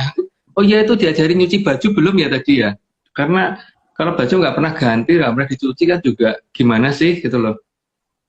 Jadi ya mereka memang bodoh, jadi jangan kaget kalau kadang-kadang jengkel sendiri karena ngasih taunya itu rumit gitu loh, karena itu harus detail sekali gitu. Seperti waktu itu ketika eksternal hard disk saya itu keselip di mana itu, udah ada fotonya tak kasih tahu seperti ini nggak ketemu, ternyata apa? Karena ukurannya beda kan, gambar foto dengan kenyataan, jadi harus sesuai ukuran gitu loh. Jadi memang kata-kata kenal ini namanya ini supaya mereka termemori di mereka, dan itu pun mereka masih bisa lupa gitu. Jadi mereka tuh kalau ngambil sesuai dengan yang diperintahkan. Jadi kalau misalkan disuruh nyari eksternal harddisk harus ngerti ukurannya sekian, nanti bentuknya seperti apanya seperti itu, ada detail banget, nggak bisa kurang sedikit. Kalau ngasih taunya cuman bentuknya seperti ini ya gitu, nggak akan ketemu, karena ya, apa? Bisa aja ngambil punya orang lain malah jadinya bahaya itu. Ngambil punya orang lain mungkin nggak, karena ketika nyarinya ngerti rumah kita batasannya mana gitu. Tapi ini loh ukurannya yang kita tunjukin di laptop itu ukurannya segini gitu kan. Sedangkan yang di kenyataannya lebih besar, yaitu mereka nggak akan ngambil karena yang bukan itu, gitu. Atau ada lecet dikit? Ya, bukan. Mereka harus detail ngejelasinnya. Memang ya bodoh beneran. Oke, lanjut Mbak. Sama Mas, kemarin itu kan yang waktu aku suruh nonton di kan aku download video gitu kan, terus aku puter unlimited, jadinya kayak dia muter ulang terus kan. Itu kan aku suruh kamu di sini aja nih melototin ini supaya tahu gimana caranya mandi. Enggak Mas, ngikutin. Malah ikut aku ke kamar yang lain gitu kan. Ini udah dikasih tahu, kenapa kamu nggak nonton ini malah pergi ngikutin gitu kan. Jadi harus kayak ditungguin gitu Mas, dia tuh kayak minta ditungguin. Kalau mau nonton ditungguin kayak gitu kan, aneh kan. Ini gimana sih, nggak tahu ya kata-kata silakan menonton sendiri gitu kan. Nggak paham. Mungkin bahasa Indonesianya kurang jelas Mbak mereka. Mungkin mereka punya bahasa hantu masalahnya, dan itu sangat susah menerjemahkan ke mereka kan. Karena secara definisi bahasa kita kan emang agak beda dengan mereka. Gak usah kawi, Mbak. Kayak mungkin mereka akan ngerti apa kawi. Oke, lanjut, Mbak. Jangan diajarin koruptor, nanti kebanyakan tempatnya nggak cukup. Oke, lanjut. Oke, slide ke 64 ya. Didandanin yang bagus supaya 64 kan? Empat, Yes, benar. guys. Iya, benar. Didandanin yang bagus supaya tidak ada lagi makhluk aneh yang selera fashionnya buruk. Makanya kenapa sih anak kecil itu rata-rata senang mainan Barbie, sering mainan boneka dan sebagainya, itu kan sebenarnya mengingatkan kita supaya kita juga ngerti tugas kita itu merawat itu loh, bentuk-bentuk yang nggak jelas seperti itu loh, gitu kan. Tapi ya itu merawat itu bukan berarti kita harus memuja mereka, itu tidak. Mereka yang muja kita kok. Iya, Gitu loh. Dan mereka nggak ngatur kita loh ya. mungkin kalau yang cewek kan main Barbie, kalau cowok tuh biasanya ini apa suka gambar-gambar di mana aja gitu loh. Iya. Itu kan sama aja ya, minimal ngerapiin tempat mereka kan. Walaupun kelihatannya jadi berantakan gitu. Berantakan. Tapi intinya itu. Oke, lanjut, Mbak. Slide ke 65, dikenalkan memakai sendal supaya kakinya tidak terluka, supaya nggak berdarah ya, Mas? Ya, karena nanti kalau jalan ada darah itu kan juga nggak baik ya. Oke, lanjut aja, Mbak. Harus sepatu gunung, kalau nggak Slide ke lepas ini. 60. Harus diketrafian. Lanjut, Mbak, lanjut, Mbak. Slide ke 66, dikenalkan pemakaian sepatu serta kaos kaki agar kakinya rapi, enggak paten bleketot ya, guys. Yang penting itu kaos kaki ditunjukkan di kaki, itu bukan di kepala loh. Kadang-kadang mereka dipakai di kaos, dipakai di tangan. Itu yang pengalaman yang paling gemesin kan di situ, ngajarinnya di kaki dan mereka makainya di tangan, kadang dipakai di kepala pun nggak cukup itu cuma lucu sih sampai robek. Oke, lanjut, Mbak. Kok goblok banget sih. Slide ke 67, diajarkan tata cara jalan yang benar supaya kalau diajak main tidak terlihat aneh sendiri. Ya paling tidak seperti ya ngambang atau gimana gitu. Jadi sekali-kali kayak jalanan napak bumi gitu, cuma ngambang doang. Oke, lanjut, Mbak. Kalau enggak cuma loncat ya kan? Slide Gitu, ke 68. Saat ke 68, mereka biasanya tidak tahu cara memotong kuku, maka perlu diajarkan manicure, pedicure. Itu cukup nyetelin YouTube ya, karena mungkin ngajarinya sangat susah dan apa kalau kuku kita pakai untuk ajarin gitu kan lama-lama habis juga. Jadi mending ya setelin video itu yang paling baik. Kan sekarang ada YouTube. Tapi dia malah jadi ngeklik komputer gimana? Bukan ngikutin yang di video. Jadi suruh diberitahu bahwa jangan diklik, biarin aja itu. Lihat itu aja. Gitu. Ya, lanjut, Mbak. Oke. Ini Menyeres bilang gini, kudu sabar yang ngajarin rodo dedel ya. Rodo dedel. Orang mau rodo ya, Mas? Pokoknya blow on maksimal itu. Slide ke 69.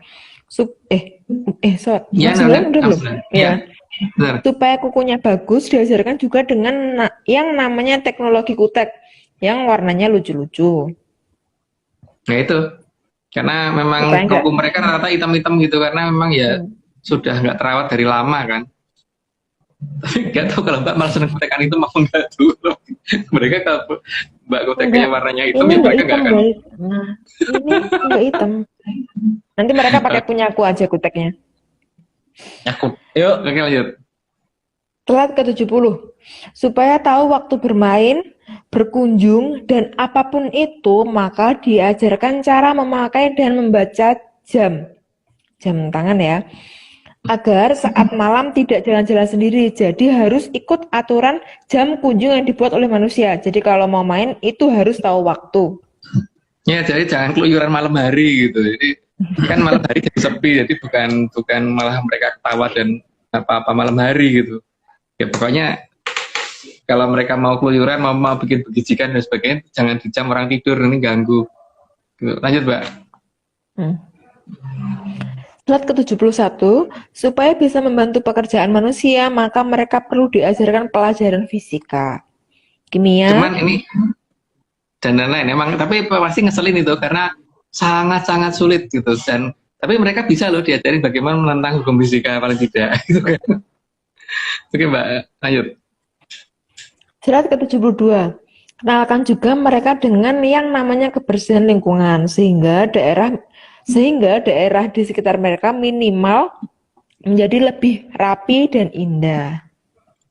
Ajarin nyapu, ajarin bersih-bersih, terus motong tanaman gitu kalau perlu. Jadi biar paling tidak mereka tuh bisa membantu itu gitu. Jadi memperindah juga. Jadi mereka juga bisa memayu hayuning bawono di level mereka gitu kan. Atau Pak diajarin pakai vacuum cleaner. Iya. Oke, lanjut Mbak. Slide ke-73.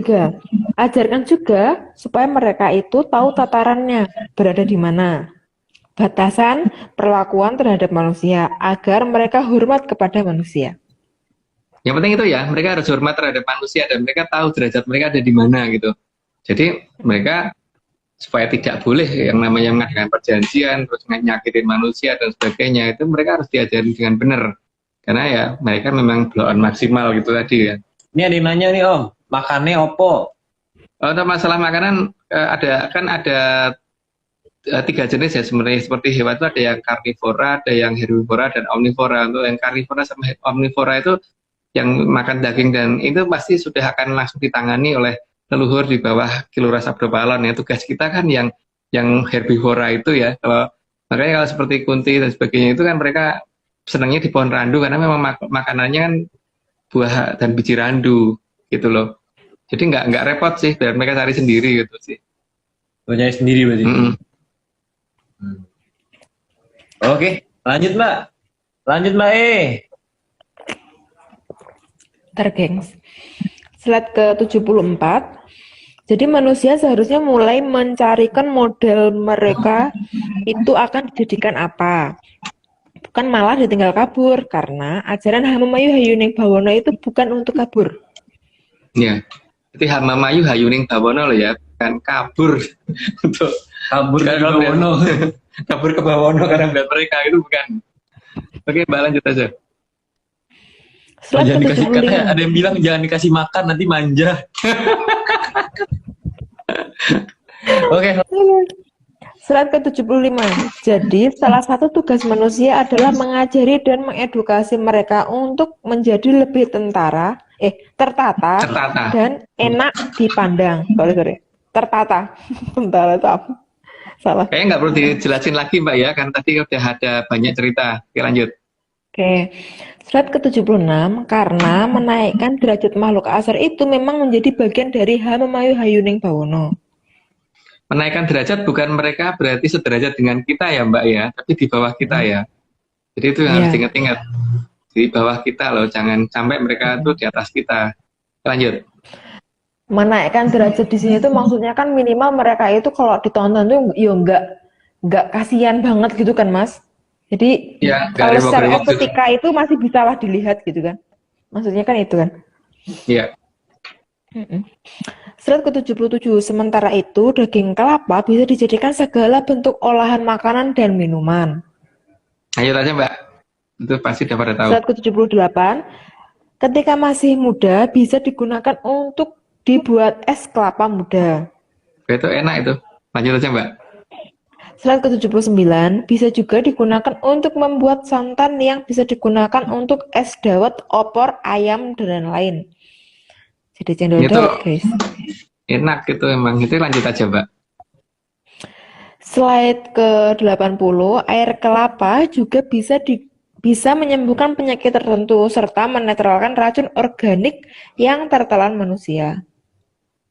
Jadi juga bisa digunakan untuk ini ya, nyuci pusaka. Terutama ya air dari kelapa gading. Kalau dari kelapa hijau tuh nanti baunya yang nggak enak. Yang enak tuh yang kelapa gading, karena baunya nggak. Kelapa gading ya? Kelapa gading kalau nyuci pusaka. Bukan kelapa hijau. Bukan kelapa hijau. Bukan kelapa yang warna oranye itu Pak. Kelapa cengkir juga bukan. Oke, lanjut Mbak. Slide ke-81. Juga bisa diolah menjadi ramuan yang sangat menyehatkan bagi manusia. Lanjut aja. Slide 82. Bisa juga diolah menjadi minyak yang bisa digunakan untuk menggoreng. Ya, lanjut aja Mbak. Udah ngantuk. Slide ke-83. Daun kelapa juga ada 2 jenis yang dinamakan belarak dan janur. Itu jangan ketukar antara Blarak dan Janur ya. Kalau Blarak itu yang sudah ke samping gitu. Kalau Janur itu yang masih menghadap ke atas. Jadi yang masih menghadap ke atas. Dan ini Janur kuning kelapa gading ya yang kita omongkan, bukan kelapa hijau atau kelapa yang lain-lain. Ini Janur kuning kelapa gading. Oke, lanjut, Mbak. Slide ke-84, Blarak adalah daun kelapa yang sudah menghadap ke samping. Jadi merupakan daun tua. Oh, ternyata aku kebablasan, nanti lanjut aja. Slide ke-85, Blarak bisa dibuat berbagai macam bentuk yang bisa menghias ruangan. Macam-macam itu, terutama kalau di Bali ini ya banyak banget. Oke, lanjut, Mbak. Slide ke-86, pemanfaatan Blarak sangat tergantung dari kreativitas manusia yang masih memilih hidup, bukan memilih mati.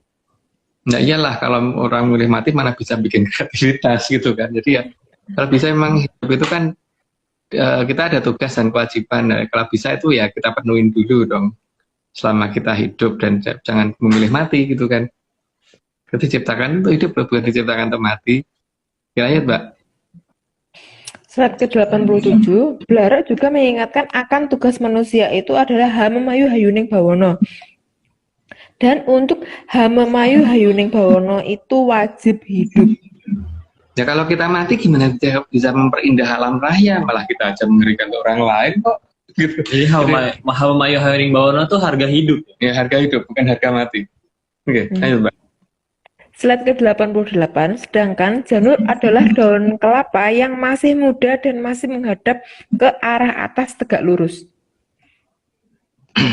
Itu tapi kita di sini ngomongnya kelapa gading ya, bukan kelapa yang lain ya. Oke, lanjut, Mbak. Slide ke-89, jadi Janur itu bukan mengarah ke samping, apalagi ke bawah. Ya itu namanya bukan Janur lagi, kalau udah ke samping, namanya udah Blarak. Apalagi ke bawah, apalagi udah jatuh. Ayo, Mbak. Slide ke-90, Janur juga mengingatkan kepada manusia agar selalu ingat dengan leluhurnya yang sudah ada di atas. Jadi, yang ada di atas itu ada sangat banyak dan mayoritas adalah leluhur kita. Ini lanjut dulu aja, nanti penjelasannya nanti. Slide ke-91, agar manusia itu ingat bahwa ke atas itu ada jalannya, dan jalan itu akan mudah jika tidak melalui jagat gede, tapi dengan memanfaatkan jagat kecil kita. Untuk jagat gede baru sebagian kecil kita jelaskan di 113 ya. Itu dongeng kita di 113 kemarin, dan ini belum kita lanjutkan karena masih pada sibuk mencari penamaan yang sama, karena seperti Dewa Pangidari Terjagat itu, kayangan Pangidari Terjagat itu ada beberapa nama yang nggak ada gitu, dan bentuk gambarnya juga kita belum nemu, makanya belum kita lanjutkan. Tapi nanti pasti kita lanjutkan itu, kan setelah penamaannya kita mengerti disesuaikan dengan penamaan zaman now sekarang ini, ditambah dengan kita bisa mengilustrasikan gambar, karena saat ini Mas Joni juga lagi sibuk untuk menggambar slide dan ada pekerjaan yang banyak. Jadi kalau saya minta untuk digambarkan bentuk-bentuk tertentu, nanti setelah beliau renggang dulu, senggang kok renggang begitu. Oke, Mbak, lanjut. Daripada nanti requestnya bentuk bangunan atau bentuk tertentu, malah yang digambar ikan ya, Mas ya? Iya. Oke, lanjut, Mbak. Slide ke-92, maka tangga yang indah itu memang ada di dalam, bukan di luar. Ya, tangga yang bagus pasti di dalam. Jadi di dalam diri kita tuh udah ada tangga yang bisa kita pakai untuk mencapai kekayangan. Tapi itu versi dongeng kita. Kalau ada yang menganggap nggak ada, ya nggak apa-apa. Tapi ya itulah kalau di kita begitu. Lanjut, Mbak. Oke. Slide ke-93, dan tangga yang bisa dibawa kemana-mana itu pasti tidak stabil, terutama saat di luar rumah. Dan itu tangganya bisa rata-rata digunakan di luar. Kalau digunakan di dalam juga bisa, tapi biasanya hanya pada saat pembangunan rumahnya, bukan pada saat rumahnya terjadi, gitu. Atau untuk memperbaiki sesuatu yang ada di dalam rumah biasanya. Karena sifatnya yang dari luar, dari jagat gede itu begitu gitu, bukan sesuatu hal yang rutin tiap hari kan ke kitanya. Dan itu bisa digunakan juga untuk naik, tapi naiknya terbatas pada ketinggian berapa dan ya beda lah antara tangga yang dari dalam dan yang di luar. Makanya mengerti bagaimana ngukur raga jagat kecil kita itu sebenarnya paling penting daripada menggunakan jagat gede. Apalagi apa yang ngantri ya. Yus gitu Mbak, lanjut. Andri. Slide ke-94. Tangga yang digunakan di luar rumah biasanya juga lebih gampang kotor dan hanya menghantarkan sampai mendekati pintu rumah saja. Jadi kalau lewat jagat gede itu memang tidak akan sampai ke posisi tempat depan tapi ke dalam selama tangkap istilahnya kalau dia bagi kita, tapi di situ berarti paling tidak sudah mendekat gitu kan. Tapi kan sayang kalau kita bisa menggunakan jagat kecil kita untuk mencapai ke sana dan itu tidak digunakan. Dan ya begitulah. Lanjut aja Mbak. Slide ke-95. Karena sedemikian banyak hal yang bisa digunakan dari kelapa, maka Sang Hyang Bathara Wisnu memilih salah satu pohon kelapa, yaitu kelapa gading. Itu lanjut dulu aja. Slide ke-96, bahkan Sang Hyang Bathara Wisnu pernah menitis menjadi seorang raja yang sangat besar dan dikenal sebagai Sang Mahaprabu Kelopo Gading. Nah, sayangnya nama itu hilang, tapi dalam cerita dongeng kita ternyata itu masih ada. Jadi nggak tahu deh dongengnya yang benar bagaimana, tapi anggap aja memang kita dongeng kok. Tapi bagi kita Mahaprabu Kelapa Gading itu ada, dan itu termasuk raja besar karena tradisi menggunakan beliau untuk tanda keselamatan itu masih dipakai sampai dengan hari ini kan. Itu kalau tidak raja besar nggak mungkin dipakai sampai sekarang. Lanjut Mbak. Oke. Slide ke-97, sedemikian besar jasa Sang Mahaprabu Kelapa Gading atas Nuswantara, maka meskipun keberadaannya dilupakan, tapi nama beliau bisa dijadikan simbol keselamatan. Dan sampai sekarang itu masih terjadi ya, jadi artinya beliau pasti ada gitu kan, dan itu di zaman apa, itu perlu dicari sendiri. Tapi yang jelas beliau ada di masa itu dan mempunyai wibawa yang sangat besar, sehingga tanda yang dipakai beliau itu bisa dipakai untuk menghindarkan dari mara bahaya gitu. Lanjut, Mbak. Slide ke-98. Sang Mahaprabu Kelapa Gading pernah menata agar semua makhluk bisa hidup berdampingan. Jadi bukan untuk saling menakuti dan saling mengancam dengan dalih mengadakan perjanjian.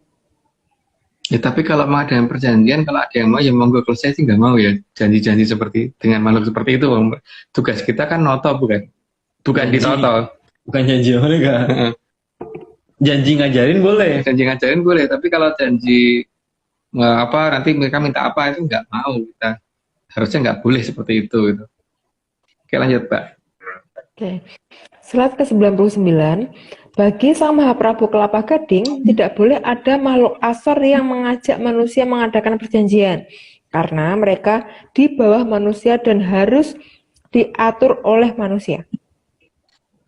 Ya namanya Memayu Hayuning Bawono, kalau kita setataran dengan mereka nggak bisa ngatur mereka. Kita berarti apalagi kalau mereka dianggap lebih tinggi daripada kita, itu lebih nggak mungkin dia memayu kan. Jadi supaya bisa dia memayu ya kita harus di atas mereka, dan itu mereka harus diajarkan supaya ngerti tataran dan tingkatan bahwa mereka ada di mana posisinya gitu, bukan mengajak perunding dan kita mau gitu. Kita lanjut Mbak. Habis ini ya. Slide ke-100, Sang Mahaprabu Kelapa Gading juga mengajarkan secara sempurna dari definisi Hamemayu Hayuning Bawono, jadi bukan kabur atau ketakutan. Ya, kalau kita punya tataran yang lebih tinggi, memang seharusnya kita tuh Hamemayu Hayuning Bawono, bukan ketakutan kepada Bawono gitu ya. Apa tadi? Ketakutan isan-isan Bawono gitu loh. Karena mereka isan-isan jagat gitu, jadi mereka tuh harus ditoto. Bukan isan-isan jagat yang harus ditakuti. Oke, sekarang berarti disclaimer dulu. Disclaimer dulu. Kita sesuai request pakai echo. Jadi apakah ekonya sudah terdengar? Oke. Ini dia. Ini semua cuma dongeng. Tidak percaya, tidak apa-apa. Kalau mau percaya, ya jalan. Ya lagi. Atau yang enggak satunya? Nanti. Iya deh. Ini semua cuma dongeng. Kalau nggak percaya ya nggak apa-apa. Tapi kalau mau percaya ya jangan. Oke, Kita lanjut. itu dia. Kita dangdutannya sudah selesai.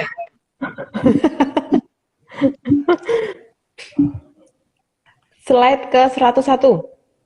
Sang Mahaprabu Kelapa Gading juga mengajarkan cara merawat pusaka tinggalan leluhur. Salah satu ramuannya dengan menggunakan air kelapa gading. Ada 3 jenis sih yang digunakan, cuma salah satunya air kelapa gading, itu bukan air kelapa yang lain ya. Karena nanti baunya nggak enak. Kalau pakai air kelapa gading itu baunya enak sih. Gitu. Jadi kenapa harus pakai air kelapa gading? Karena baunya lebih enak, lebih sedap gitu. Terus apa namanya? Kalau pakai air kelapa yang lain itu baunya nggak enak. Jadi nanti pusaka tuh biar ngerti kalau pada saat kita memandikan mereka itu biar ngerti bahwa mereka mau dibikin baunya lebih bagaimana gitu loh. Oke, lanjut Pak. Slide 102. Kelapa gading adalah kelapa yang berwarna kuning muda. Jadi bukan kuning tua ya. Bukan kuning banget, kuning tua. Kuningnya kuning muda. Oke, lanjut Pak. Slide 103. Jadi kelapa gading bukan kelapa yang berwarna kuning tua karena yang berwarna kuning tua itu kalau di ARC dinamakan kelapa cengkir. Cengkir. Nah, tapi nggak tahu kalau orang di masing-masing daerah kan punya nama sendiri-sendiri. Tapi kita mengenalnya dengan nama cengkir. Tapi monggo deh kalau misalkan ditulis di daerah masing-masing namanya apa itu. Oke, lanjut Pak. Slide 104, dipilihnya kelapa gading oleh Sang Mahaprabu Kelapa Gading karena pohonnya rata-rata pendek, sehingga buahnya mudah terjangkau oleh manusia. Tapi juga ada yang agak tinggi, tapi rata-rata pendek sih. Yang aku lihat di mana-mana tuh biasanya pendek dan buahnya gampang dijangkau dengan tangan. Tapi kalau kelapa yang lain tuh rata-rata lebih panjang, lebih tinggi-tinggi gitu. Jadi harus manjat dan harus bisa, ya harus punya kemampuan untuk manjat pohonnya. Di kelapa gading mayoritas tidak ya, mayoritas bukan berarti nggak ada yang tinggi. Lanjut Mbak. Slide 105. Air kelapa gading juga berbau enak saat digunakan untuk merendam pusaka. Berbeda dengan air kelapa hijau, jika digunakan untuk merendam pusaka, maka baunya akan tidak sedap. Jadi nanti masalahnya kan ketika habis direndam itu kemudian dibersihin lagi, ditaruh di kembang setaman, kemudian dibersihin lagi sebelum yoni masuk kan kita ini ya beli minyak cendana lah. Kalau pada saat dikasih minyak cendana ini ketika menggunakan air kelapa hijau itu biasanya baunya tetap nggak enak, bau cendananya nggak kerasa, nggak ini. Makanya kita selalu menggunakannya air kelapa gading. Lanjut Pak. Slide 106. Namun, air kelapa gading itu sangat sedikit, maka untuk merendam pusaka dibutuhkan cukup banyak kelapa gading. Ya, satu itu dikit banget, nggak nyampe 1 gelas. Bahkan kadang-kadang cuma 1/4 gelas. Kalau cangkir gitu biasanya mungkin setengah cangkir kurang gitu loh, satu kelapa ya gading. Jadi butuh banyak banget biasanya kelapa gading itu. Karena untuk rendam pusaka tuh harus benar-benar rendam, berarti tidak boleh ada yang nongol ke permukaan, nanti karatan. Lanjut Pak. Slide 107. Jadi jangan salah kalau mau merendam pusaka, jangan sekali-kali memakai air kelapa hijau. Tapi kalau pengen pusakanya baunya nggak sedapnya nggak apa-apa pakai kelapa hijau. Kalau kita itu Kita nggak larang. nggak larang. Tapi kalau kita kan memang pengennya ini ya. Dan kita tidak pernah menggunakan arsenik atau apa-apa itu enggak, karena nenek moyang kita kan mengajarkan menggunakan ramuan yang herbal ya, jadi bukan menggunakan zat kimia. Tapi ini ada yang mau ambil dari kelapa gading di Jakarta, salah juga ya dia. Satu kota mau itu mau diambil. Makanya nanam atau beli nggak apa-apa, tapi kan yang penting kita nggak nyolong gitu. Nggak sepanyolan, nggak separuh nyolong pokoknya. Oke, lanjut Mbak. Kelapa gadingnya yang muda dan tua. 108. Lanjut Mbak. Slide 108. Sebegitu terkenalnya Sang Mahaprabu Kelapa Gading di zaman dahulu, maka tradisi selamatan di masa dulu selalu menggunakan unsur janur kelapa gading. Sampai sekarang masih bertahan dan masih menggunakan itu, walaupun mungkin setelah ada perubahan tradisi mungkin ada banyak yang menggunakan janur kelapa lain gitu. Tapi kalau di daerah itu sih masih menggunakan kelapa gading. Lanjut Mbak. Slide 109, janur kuning kelapa gading dibentuk dalam berbagai simbol agar menarik sebagai penanda ada dalam lindungan Sang Mahaprabu Kelapa Gading. Makanya kan beliau juga sudah mengingatkan bahwa besok ketika ada goro-goro, dipasanglah paling tidak kelapa gading itu untuk tertanda supaya goro-goronya itu tidak mendatangi tempat kita. Tapi seperti tadi, makhluk-makhluk seperti tadi itu yang bentuknya nggak jelas tadi, itu juga bisa digunakan untuk menghalau. Paling tidak ketika mereka kita dandanin, kita ini, dan mereka kemudian setia kepada kita, ya kalau misalkan ada gempa, paling tidak mereka tuh satu batu bata ada yang megang, satu genteng ada yang megang, satu lampu ada yang megang, satu gelas, satu cendol, satu piring, satu ada yang megang. Jadi tidak ada benda yang bergeser ketika gempa, walaupun itu dalam skala Richter yang sangat tinggi gitu. Tapi diajarin juga, Om, taunya semuanya megang satu piring. Iya, tapi jangan piring yang sama yang dipegang, nanti yang lainnya berantakan. Gitu kan. Oke. Malah rebutan nanti, Mas. Slide 110. Namun, zaman sudah berubah sehingga yang sering digunakan sekarang justru belarak dan itu pun bukan dari kelapa gading.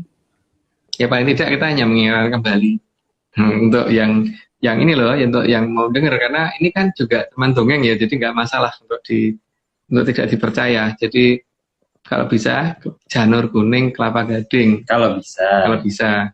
Tapi kalau nggak bisa ya bukan Java ARC. Ini lanjut, Mbak. Slide ke 111, hilangnya pakem tersebut membuat para kolo merasa boleh bertindak semau mereka karena bukan di bawah lindungan dari Sang Mahaprabu Kelapa Gading. Di sini beda antara kolo dengan makhluk komorasor yang tadi ya, karena ini termasuk bangsa bekasaan yang luar biasa ganas, dan sebagian dari mereka tuh ada di dalam terahnya Bathara Kala. Jadi ini yang berbahaya yang seperti ini. Dan untuk yang seperti ini memang perlu keahlian khusus dan kemampuan khusus untuk mengatasi mereka. Ini bukan diajak berunding tetepan. Oke, lanjut, Mbak. Padahal slide 112, padahal dari bentuk juga sudah ada yang melambangkan kedatangan Sang Jamur Dipo. Tapi sayang pakem kelapa gadingnya hilang. Ya, ada bentuk-bentuk yang seperti itu kan. Jadi menunjukkan bagaimana penggambaran Jamur Dipo dengan menggunakan kelapa gading dan dengan maksud beliau supaya ini diingat loh ya, ada zaman seperti ini nantinya. Dan zaman seperti ini yang bisa mengamankan manusia adalah tanda ini, dan ini paling tidak menggunakan makhluk-makhluk tadi untuk menghalau. Paling tidak rumah kita doang yang selamat dari itu gitu. Lanjut, Mbak. Itu kalau ada orang yang bilang gini, egois banget sih, cuma rumahnya sendiri yang dijaga. Yang bisa mengendalikan cuma itu.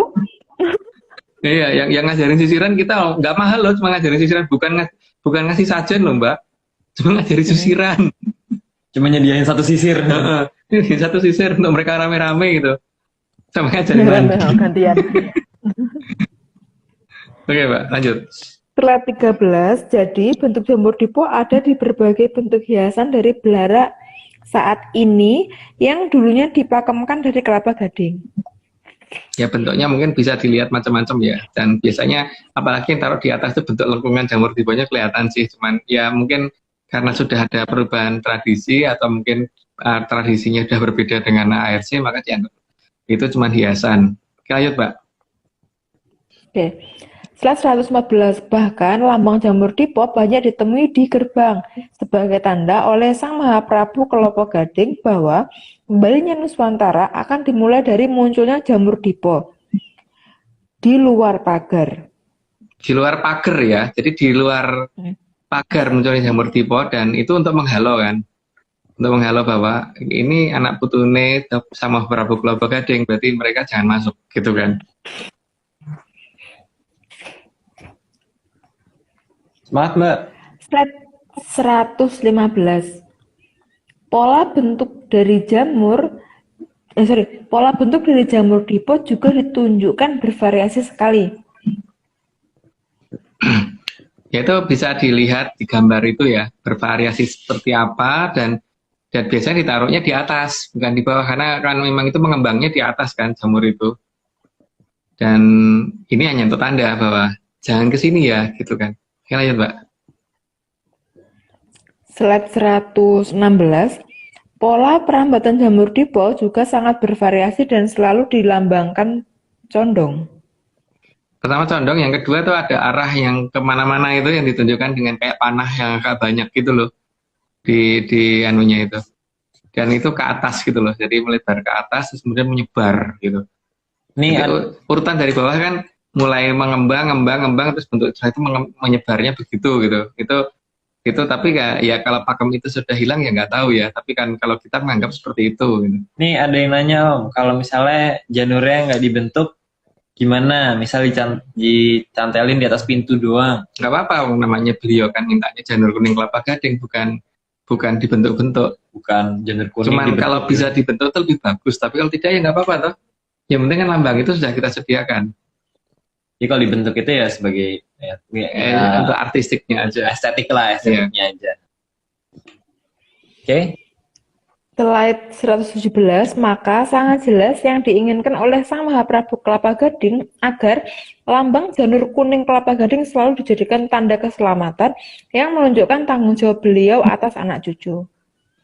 Itu kan kelihatan ya, bentuk janur tiponya itu ada dari mana, terus kemudian nanti melayang-layang kemana-mananya itu ditunjukkan seperti itu. Dan beliau paling tidak ngasih tanda itu, karena semua itu ada yang bawa, dan yang bawa ini ngerti waktu itu pertanda apa yang diberikan oleh beliau supaya mereka tidak mendatangi tempat itu.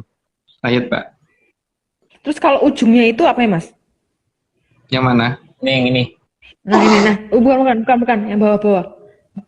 Nah itu, Yang itu? Ya itu kan terbangnya jamur tiba ke mulai pindah tempat kan, perlambang itu kan, Mbak. Oke, next slide 118. Jadi yang diinginkan bukan belarak kelapa gading, tapi janur kelapa gading.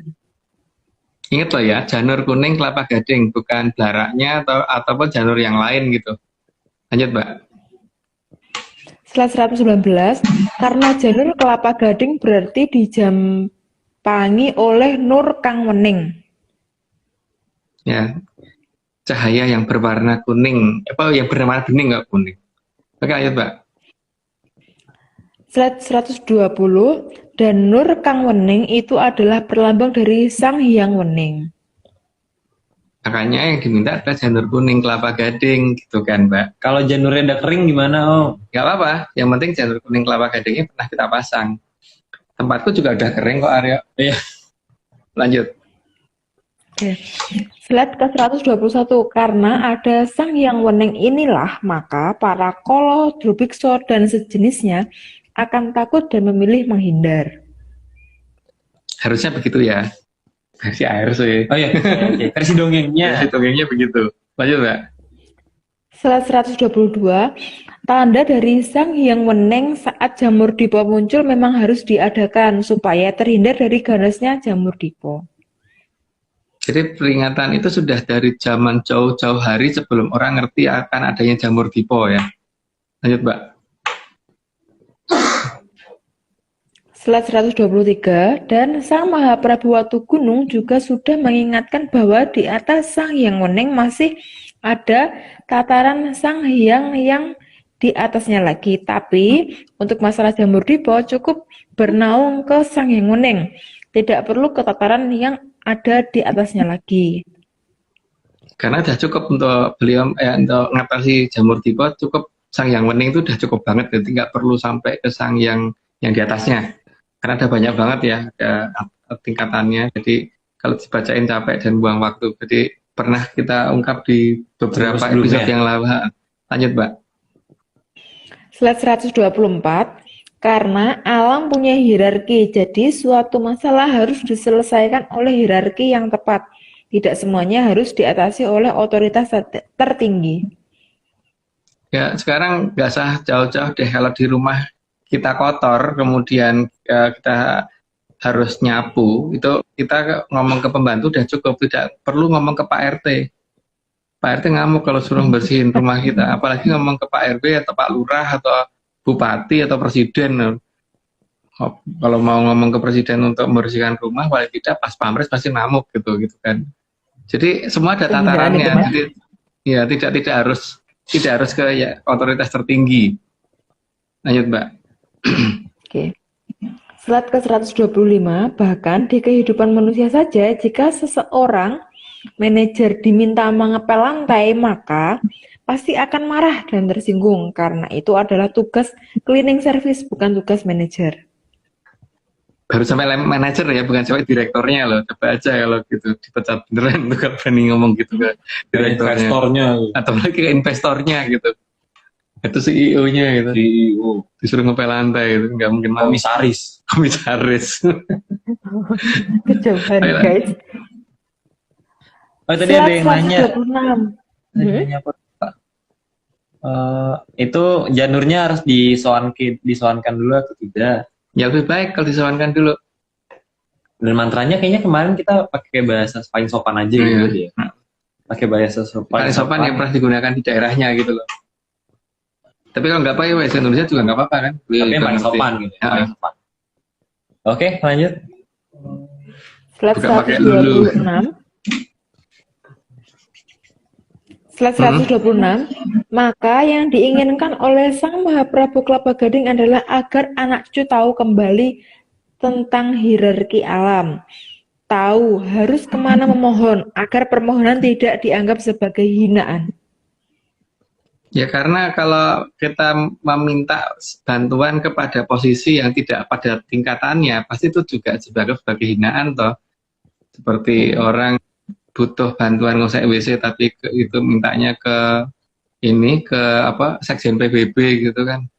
Juga ya ada siapa lu nyuruh ngusek WC rumah gue gitu kan. Ya.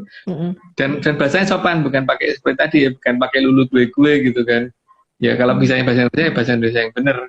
Tapi nggak perlu sih kalau pakai tata bahasa yang rumit yang kayak di bahasa Indonesia sekarang. Yang penting sopan saja gitu loh.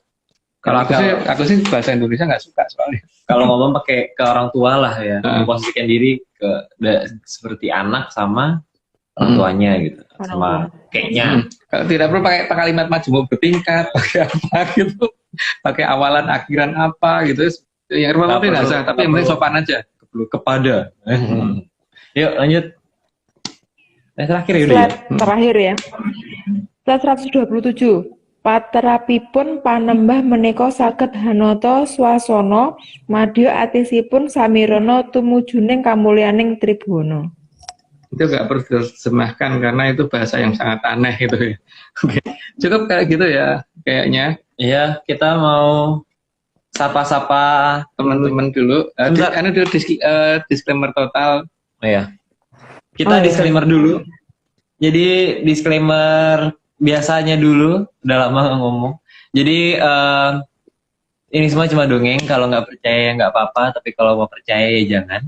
Dan disclaimer normalnya, tim Atlantis Research Center tidak pernah menjual jasa untuk berkomunikasi ataupun bertemu dengan para leluhur dalam bentuk ritual apapun.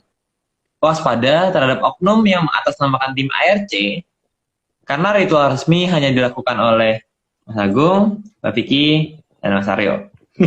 Jalan nunduk ya. Nah, maka untuk informasi resmi silahkan hubungi via DM @VickyAnandaril.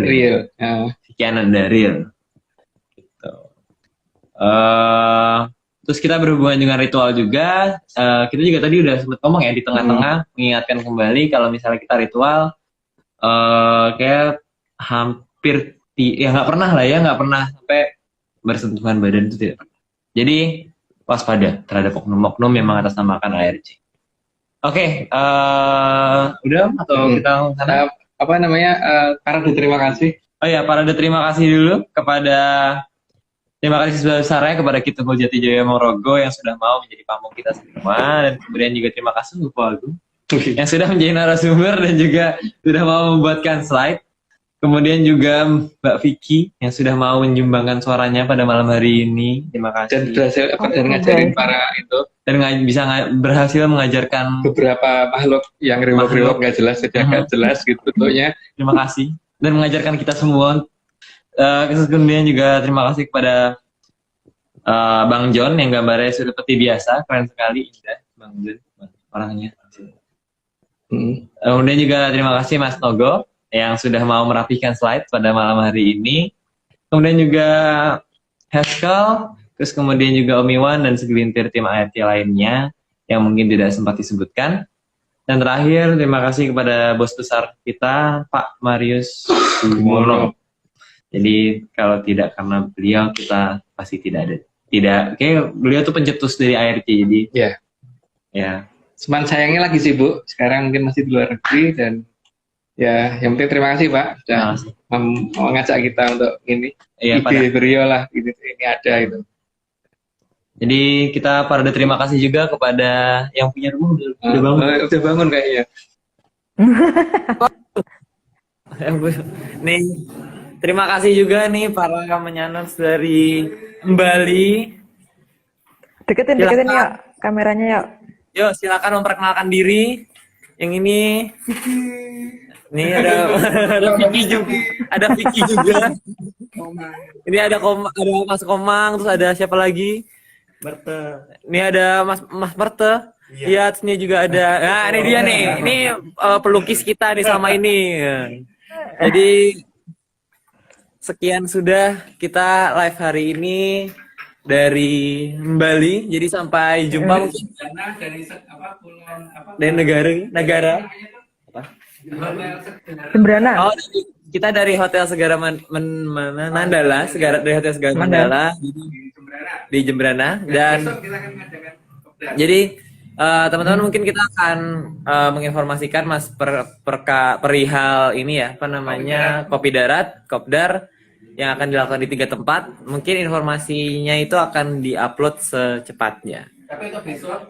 Tapi untuk besok kita akan lakukan di sini di Jembrana di Hotel Segara Mandala di daerah Jembrana. Tempatnya enak banget. Tempatnya asik banget, seru banget. Jadi kalau misalnya ada yang mau bergabung silahkan bergabung dan ya bergabung aja. Tidak ada tuntutan dari kita juga. Ya kalau nggak mau bergabung ya nggak apa-apa sih. Jadi teman-teman sekian malam hari ini. Dan sampai jumpa di pertemuan minggu depan. Oh ya, nanti untuk perkara waktu itu bisa hubungi ini di bawah ini. Dan jadi kita bakal nampilin slide flyer juga kan untuk itu kopdar di beberapa tempat ini yang di Bali. Terus untuk Sherlocknya mungkin kalau misal ragu di Google Map nanti bisa DM aku ya guys. Ya, oke. Jadi sekian hari ini, sampai jumpa di pertemuan Rabu depan. Pertemuan di Rabu depan. Pertemuan Rabu depan di episode 116 masih di episode series yang sama. Jadi sampai jumpa di minggu depan, dan kalau ada kopdar sampai jumpa di kopdar, dan salam sehat dan salam menyan. Salam menyan guys.